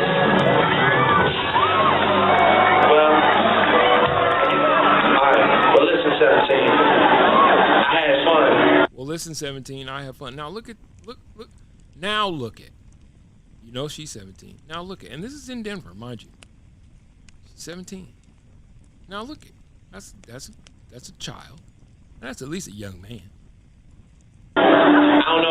You remember that nigga that used to come up to the school in the IROC? He graduated like 6 years ago, and he would drive his car up to the high school. Rest in peace to my little sister Shantae. She got and her sorry ass baby daddy was 36 by the time we found him. Rest in peace to my aunt Nisi. There are those type of people out there, and what we would call them is pedophiles.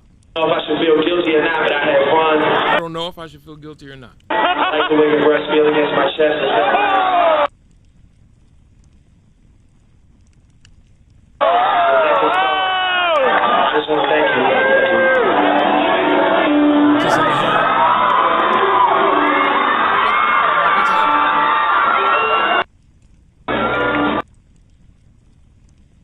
So, with all due respect, Alphonse, the indictment isn't without warrant.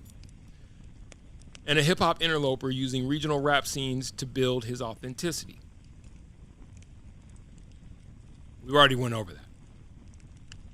That's literally the dude. That's literally his career. He even changes his accent on songs. So what? All unarguably the biggest rap song of the decade so far. It was hard as hell, a club-ready rendition of his hometown player sound dripping with radioactive bile. Is that radioactive? Calling spades is radioactive? Then it's not a world I want to live in. But from the jump, it was transparent that Kendrick, who had Kodak Black up and down Mr. Morale, and has always been a close collaborator of Dre, wasn't actually concerned about claiming the moral high ground. Now, I don't know what Kodak Black's done. I know Kodak Black is self-destructive. I think he's a music genius. And I know that he's self-destructive when it comes to jokes, and he tokes pistols. What does that have to do with pedophilia or being a freaky-ass nigga that likes to fuck on everybody else's girl? And the Dre thing, I get it. I bet you Dre's produced maybe 1 or 2 records. How many records has Dr. Dre produced for Kendrick? Doctor, how many records has Dre produced? I can think of only one that Kendrick's on. I can only think of one. Dr. Dre has not produced any records for Kendrick Lamar. In fact, search results highlight Kendrick Lamar was discovered by Dre, okay, and Aftermath Entertainment.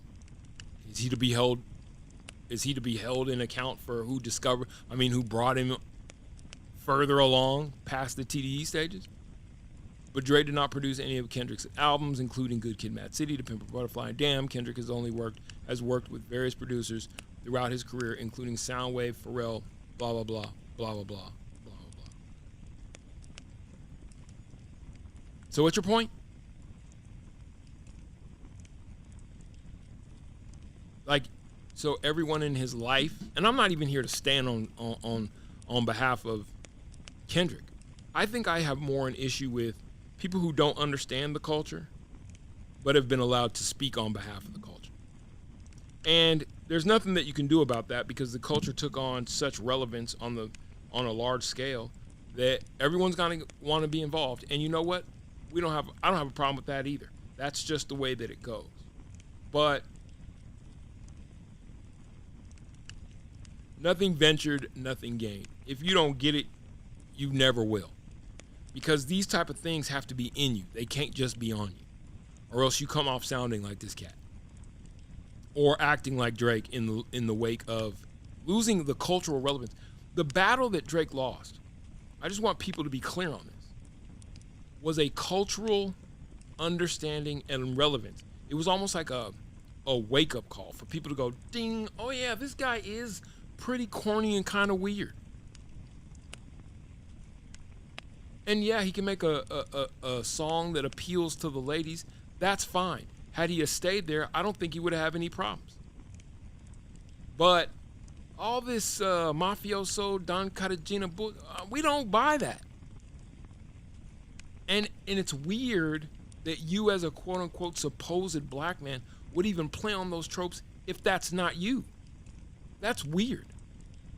Because you know that it's problematic when it comes to promotion of the negative aspects of an urban existence.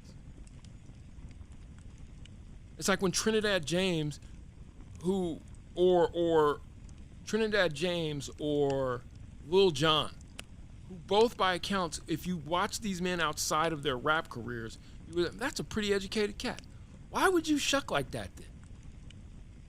What does that say as a black man about how you see us and what's viable? And why wouldn't you give us your best self? Oh, right, because your best self isn't commercially viable. Your best self doesn't sell records. What sells records is poor. Got it. I don't give a damn who you hang out with in your off time, to be quite honest with you.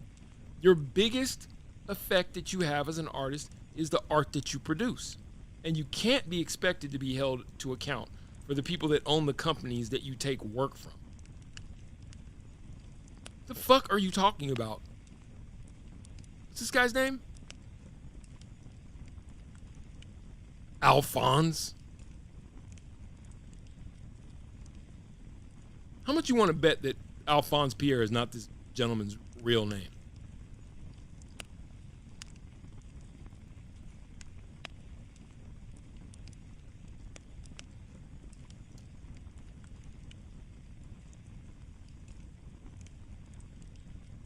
I'm so sick, quite honestly, of my culture being handed to or spoken on behalf of by people that I don't think ever really got it.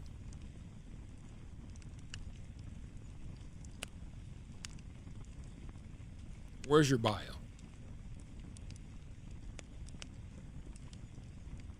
And I'm serious when I say that.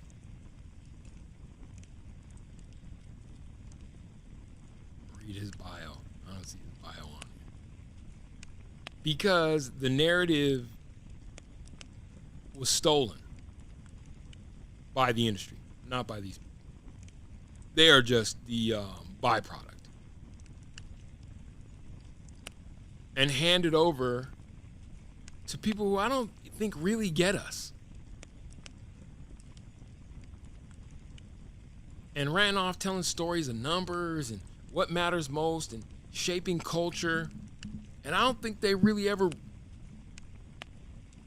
When Kendrick says they're not like us, I just feel like there's a lot of exculpatory... I want to know this, dude.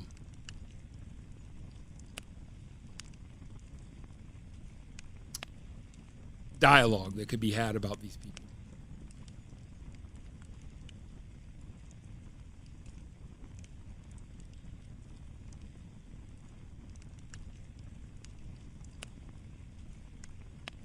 I'll get into Alphonse's P. I'm going to get things for you, Alphonse.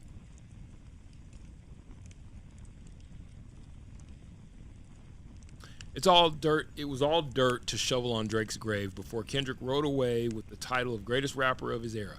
Fine, I guess. Rap beef can be messed up. Is it? Is that messed up? That he did what he was supposed to do? That he flexed his cultural coin, his cultural cachet, alongside some pretty, I feel like, poignant art. He did the two simultaneously.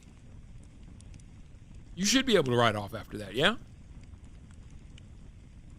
Then as time passed and the meaning of Not Like Us, which could always be fairly interpreted as a celebration of black LA culture, became commodified from Kamala Harris to the NBA, Kendrick's angle shifted, subtly leaning into the savior complex, the myth-making, the branding he resisted on Mr. Morale. What the fuck are you talking about?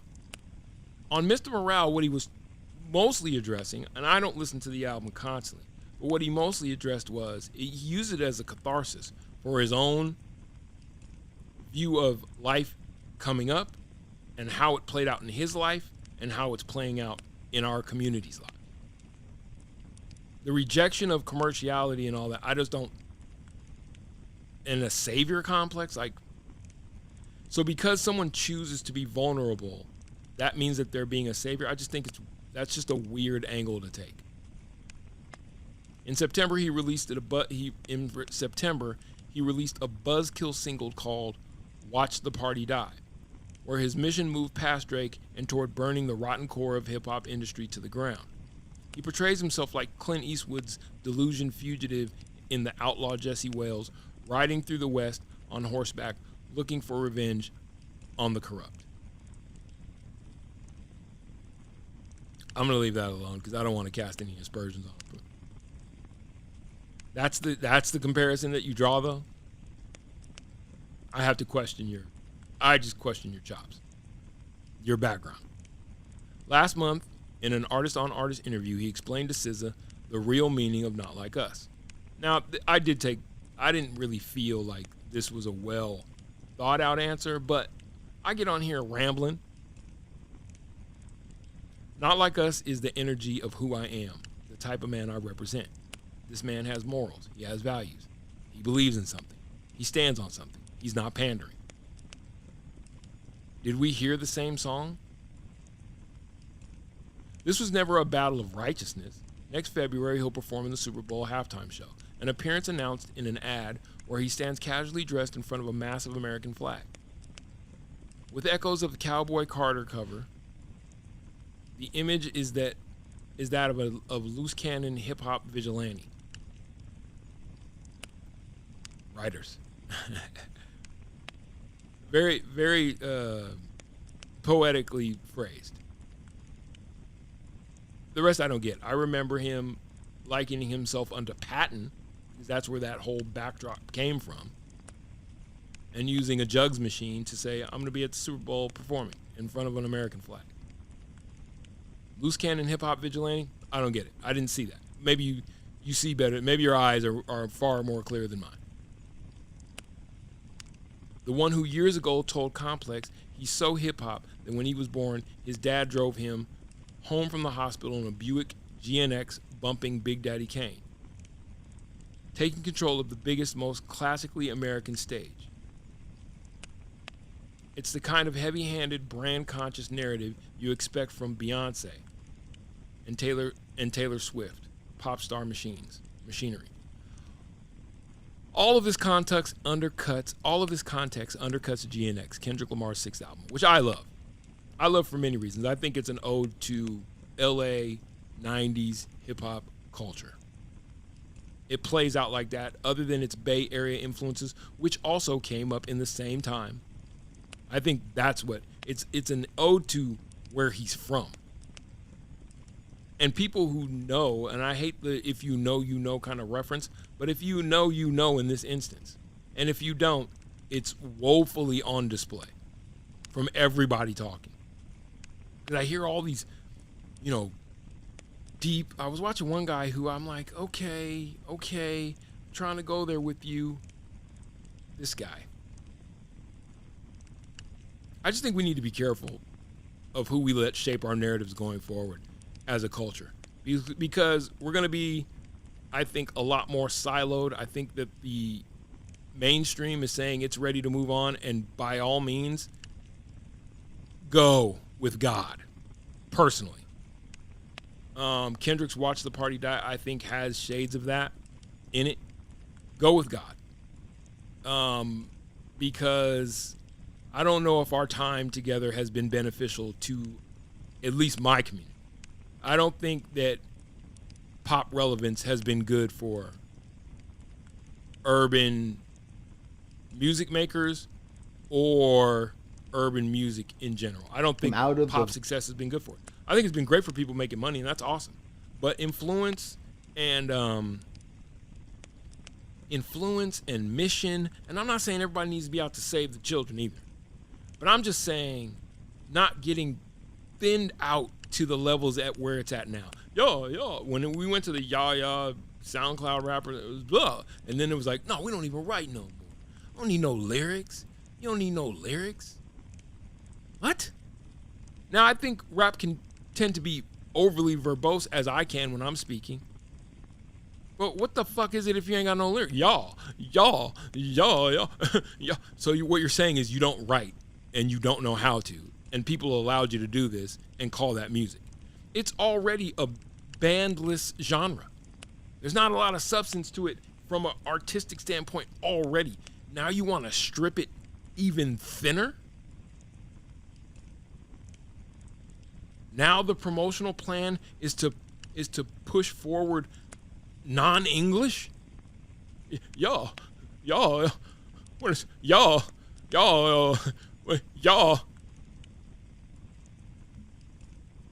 That's what it culminated in. That's the pinnacle? No. So anyway, Professor Sky's take on some of these things. Voice of the voiceless and the people who had nothing and made the most important cultural movement in the history of human civilization. I've made that claim and I will back it up and I still hold on to it, how it's been sold out. That God sent Babylon. The culture sent Drake to destroy what was wicked. He is what the culture is feeling, and he is talking to the culture. And that's why his rap... Now, I'm going to go back and I'm going to make sure I listen to this in its entirety. And I will never, ever be the type of person that says, oh, if you're white, you can't understand. I'll never be that. I guess more my concern is that some things are what you see in front of you. And the better we can do about dealing with that, the better you can understand my community. When it doesn't take a twist and a turn and a need to try and poeticize something that's not all that poetic, accept it for what it is, but then appreciate the artistry of those who are capable of taking that and clashing it with this and doing the beautiful thing that hip-hop has always been able to do, which is I took these records that were this, I put them on this table, on this turntable that's that, I got a beat machine, and now I made a whole new genre of me. The fuck?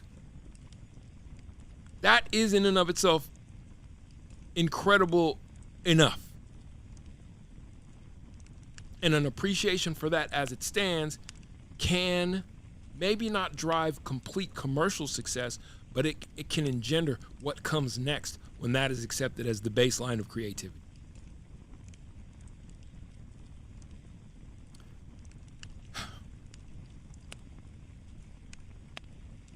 All of this undercuts GNX, Kendrick Lamar's 6th album. Now it's about Kendrick. I want to evolve. Place my skill set as black as ever. As a black exec, he says, excuse me. Now it's about Kendrick. I want to evolve. Place my skill set as a black exec. He says straight up on Heart Part 6, which behind a smoothly diced up SWV sample steals back the long-running series Drake tried to jack. Not hard. Drake should have scrubbed his version, from the internet for sure. This is no longer just Kendrick the rapper, but Kendrick the businessman. I think it's gonna go swimmingly. If his visuals and his presentation is any indication of what he has in store as a business person, that part of the game is in good hands. After Mr. Morale, he left TDE to go all in on PG Lang, the multilingual at-service company. He launched in 2020 with his longtime right-hand man, Dave Free. Running a company doesn't inherently hollow out his lyrics, but it does give all of GNX motivational phrases, bitch, I deserve it all. We got the same 24, what you mad for? Few solid niggas left, but it's not enough. The coldness of quotes from a speech he's giving at a Black Men in Tech conference. He was always extremely famous, but suddenly he has that mega celebrity sheen.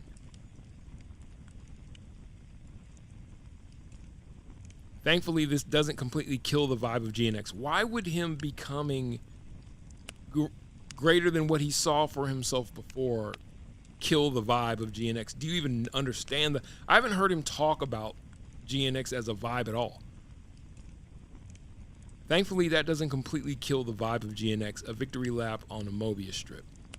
Blending the man on a mission intensity that powered him through his duel with Drake, with a homage to the West Coast that follows in the footsteps of Not Like Us. Bringing a whole roster of LA roughhousers along for the ride. Kendrick's rapping, competitive and acrobatic, splits the difference between funny and vengeful. Nigga feel entitled because he knew me since I was a kid. Bitch, I got my... I love that. Bitch, I cut my granny off. She don't see it how I see it. He raps fiercely on Hyphy House Party TV Off. Probably the most ridiculous line about a granny since Rio de Young OG tried to buy cough syrup off his boy's grandmother. Is it?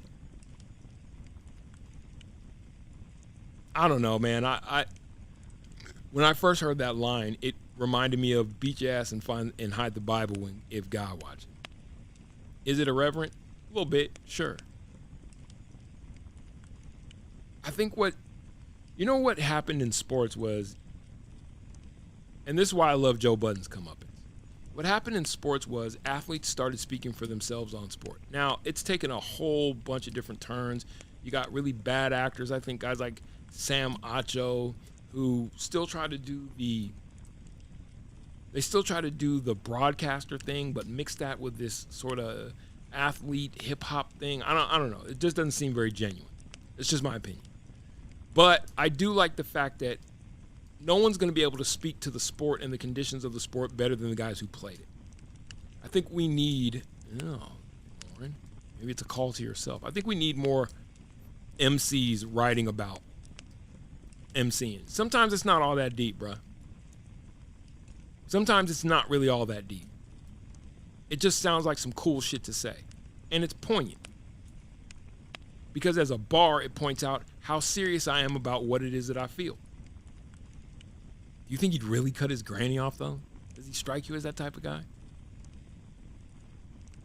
Like, the only people who either aren't from the culture, didn't grow up like that, we all understand what a nigga's granny means to him.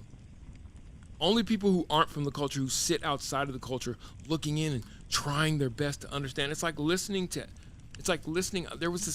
this girl, I'm going to talk about her in my stream tonight, which I gotta cut this short because I gotta get the whole show together for that. Kill You With Truth, by the way. 7 p.m. Mountain Standard, 9 p.m. Eastern, 6 p.m. West. If you're interested. Talk about what lies ahead for college football. I think it's a fascinating conversation as well. Anyway. You listen to reporters like this lady. She's so adorable. I can hear the passion in her voice, and she was trying to get this. She tried to get the question off to Coach Prime. I don't think she got what she wanted. So then she goes to Will Shepherd. She's like, when you're getting ready, for the game, and you're going out. Can you take us through what that feels like? Like, those who haven't done it are so desperate almost. She almost sounded like she was going to cry. So desperate to translate or feel a piece of that they end up looking way deeper into it. And so when an athlete comes back with an answer, just like, well, I don't know, I'm just getting ready for the game, I guess. She's like, no, there's got to be. You could tell it's like, no, there's more. Sometimes there's not.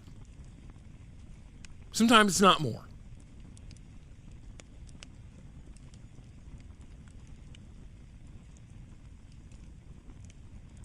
Just saying. The stripped down bounce of the mustard-led beat is irresistible, even if it sounds like Ron the producer with training wheels on. I don't really like this dude's he gave GNX a 6.6. So I took umbrage off top. hold on. Let me keep going. The guests are memorable. The guests are memorable too, though Kendrick doesn't cede enough ground to them. After G-Funk Sense enter the picture halfway through Hey Now, Kendrick and Dottie 6, I guess that's how you pronounce that, engage in a jittery back and forth. Kendrick is so magnetic that the forgettable Drake shade sticks out. Hey, shit gets spooky every day in October, he raps. With the syllable playfulness of E40, my favorite rapper of all time. On Peekaboo, I don't understand how that minimized Dottie 6. On Peekaboo, his Drakeo imitation, maybe a little Young Slow B in there too, is shakier than before. But AZ Chikes? As Chikes? Maybe it's As Chikes. Lighthearted menace steals the show. Kendrick is a good host when all the street rappers gather to talk their shit on the Posse Cut GNX. Peso is smooth with it. Young Threat sounds like a ghostly spirit. You didn't cede enough ground to them, but you just covered all that. I don't understand. Coming on the heels of the beef, though, the regionality of the album seems more like an elaborate gotcha to Drake rather than a musical pivot sparked out of passion. Why does he need to make a musical pivot sparked out of passion? Maybe this isn't the only. Anyway, he said feels like this is his opinion. I think it's wrong. I think it's all of the above. It's a musical pivot for sure. We've never heard this deliberate of a Kendrick, and he's still accomplishing the goal of saying shit while doing it. And it's a very deliberate musicality switch. He's playing to his base, which is very smart as a businessman. That missing spirit in the production, too clean and synthetic. Fonte has a I'm just going to play the beginning of it because I think this is International trade isn't easy. It takes tons of cooperation to address that bar. Dreams, little brother.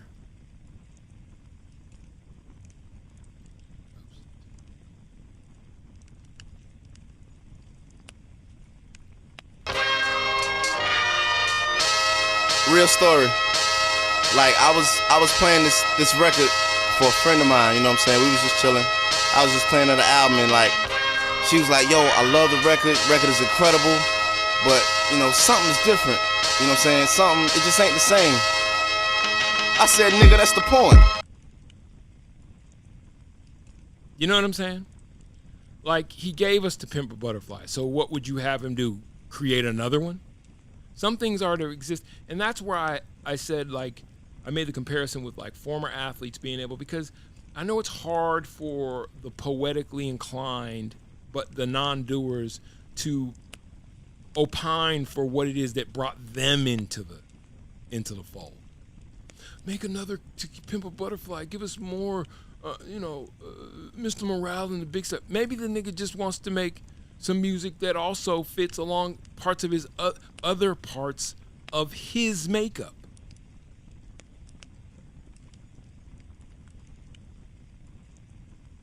Maybe? No? Is that possible? Coming on the heels of the beef.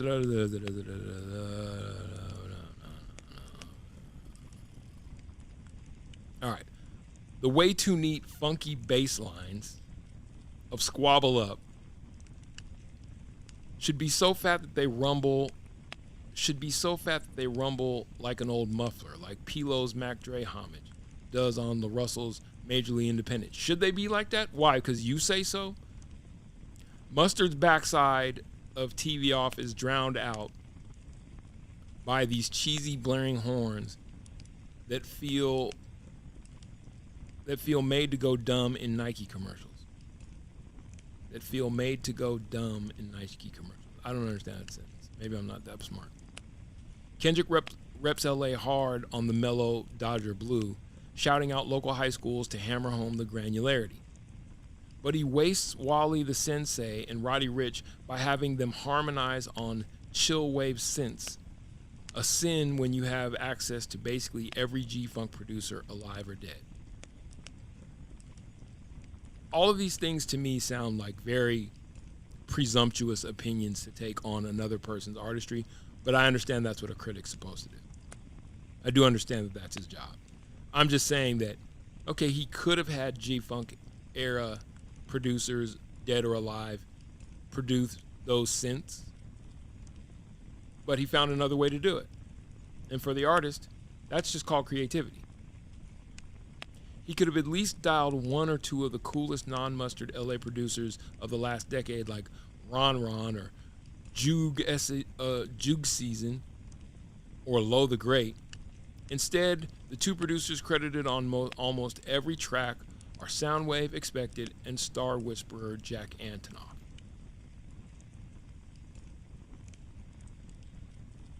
It just seems like I don't hear a lot of, I'm hearing critique. Elsewhere, buried in between the LA treadmill anthems are softer melodic joints that could have been on Damn and a few creative writing exercises. Fine Enough is Luther, a lullaby with SZA that has innocuously sweet and sassy listen to, punched up by a Luther Vandross sample that melts into the orchestral flourishes, written like a true say it for saying's sake writer. Unlistenable is Reincarnated, is it? Because I love that song. So Unlistenable, okay. I just thought that if you're a music critic and you didn't hear that Reincarnated,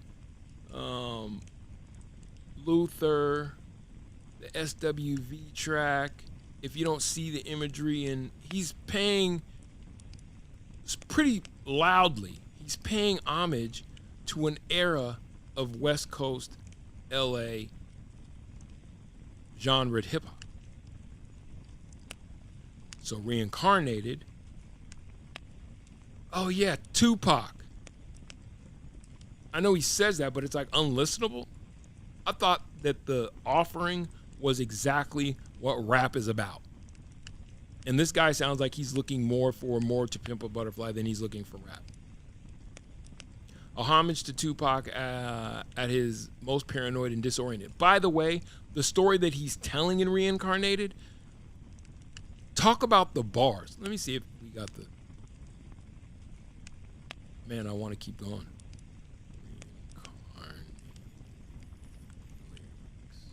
I'm still trying to figure out. In Reincarnated, he's talking about past life regression, which, I don't know, the music critic for Pitchfork apparently missed because there's nothing said about it. Did he have to address it? Yeah, if you're going to be, I think if you're going to be that telling, then go into all of it. But if you weren't listening, and this is why I said it would just, an MC, one of which I am, picks up on that. And now I'm intrigued by, where's he going with this? That's squabble up. I said Reincarnated, goddamn. I got this fire burning from within. Concentrated thoughts on who I used to be. I'm shedding skin. Every day, a new version of me. A third of me, demented, cemented in pain. Juggling opposite kinds of fame. I don't know how to make friends. I'm a lonely soul. I recollect the isolation. I was 4 years old. Truth be told, I've been battling my soul, trying to navigate the real and the fake. Cynical about the judgment day. I did bad, slight progression. Last year it fucked me up. Reincarnated on this world for 100 plus. Body after body, lesson after lesson. Let's take it back to Michigan, 1947. This is where I got intrigued because I'm like, whose story is this? My father kicked me out the house because I wouldn't listen to him. I think this might be about his dad then. But I don't think so because his dad wasn't, I don't think his father was a gifted musician. My father kicked me out the house because I couldn't listen to him. I didn't care about his influence, only loved what I was doing. Gifted as a musician, I played the guitar on the ground level. The most talented where I'm from, but I had to rebel. And so I'm off into the sunset, searching for my place in the world. With my guitar on my hip, that's the story unfurled. I found myself with a pocket full of money and a whole lot of respect, while the record business loved me. I was head of rhythm and blues. I was head of rhythm and blues. The woman that fell to their feet, so many to choose.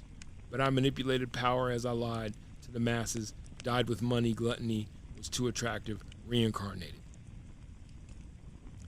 Now, damn, I just had a thought like, that's about Drake's uncle. I don't think it's about Drake's uncle. It's about somebody.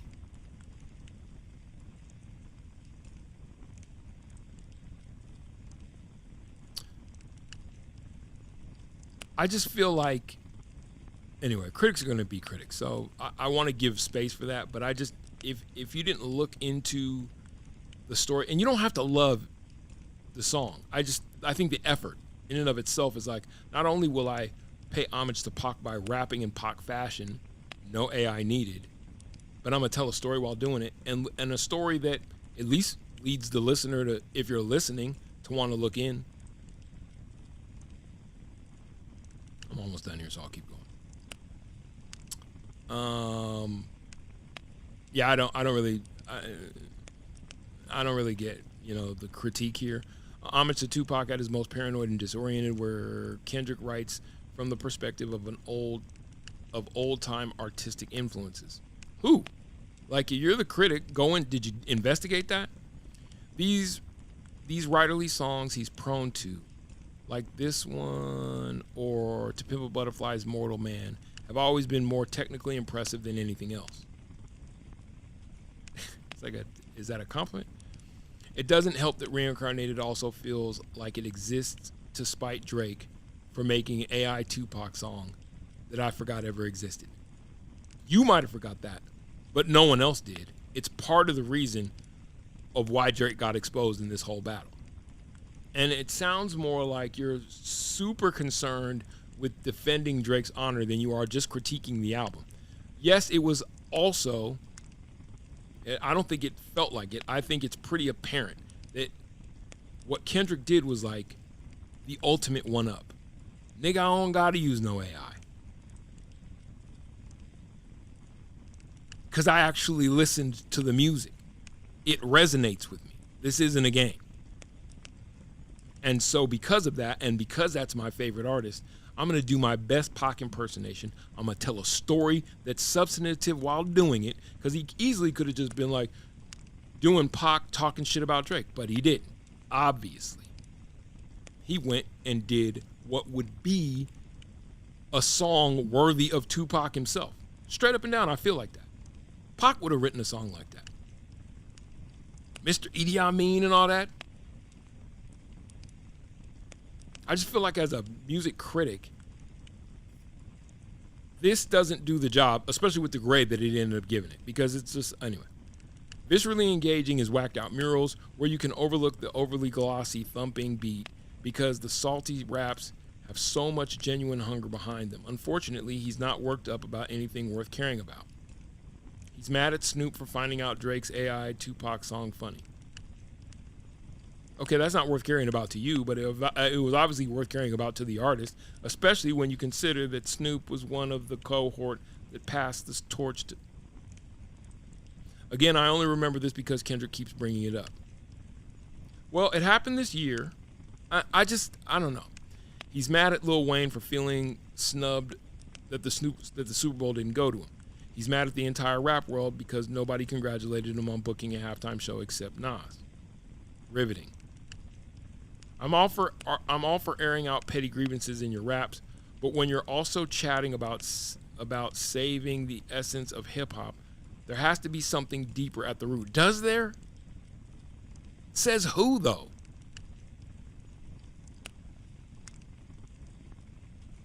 Says who? You? Alphonse? Instead, it's the usual dick swinging of the hip-hop elite. When has hip-hop ever not been a dick swinging competition? Especially amongst the elite. That's the whole core behind MCing. Acting as if the genre hinges on Kendrick's personal journey to black excellence. Who said that?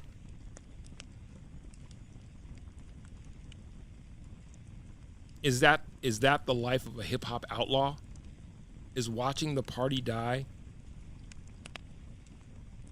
Is that watching the party die? My man, the party might be at your crib now. This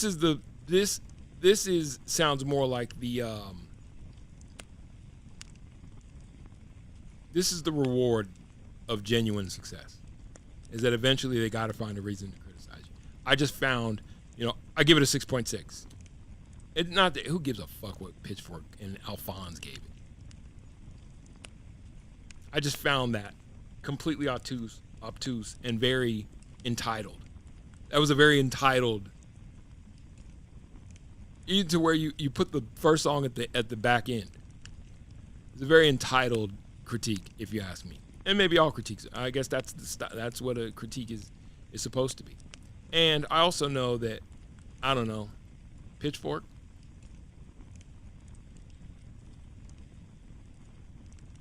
In general, the way I feel about these outlets, the way I feel about the narrative of a genre of music that I still love vehemently, that I can't wait to see what lies in wait, what's next, now that we can get back to making some music, maybe. In all ways, from MCing to minimalistic to just artistry, real, true artistry. We got to take the narrative back from what I believe to be a class full of lames that just don't get it and have been telling our story for far too long. They've been telling us now that you've opened the door, they're more than happy to come in and tell you how to rearrange your furniture.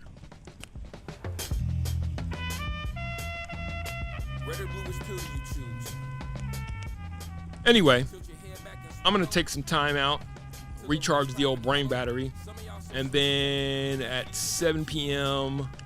Eastern, at 7 p.m. Mountain Standard, I'll be back on Killing You With Truth, and we can talk about some things that are more sports related. All right, that'll do it. Give a fuck about what you claiming, Damon. This is Ed.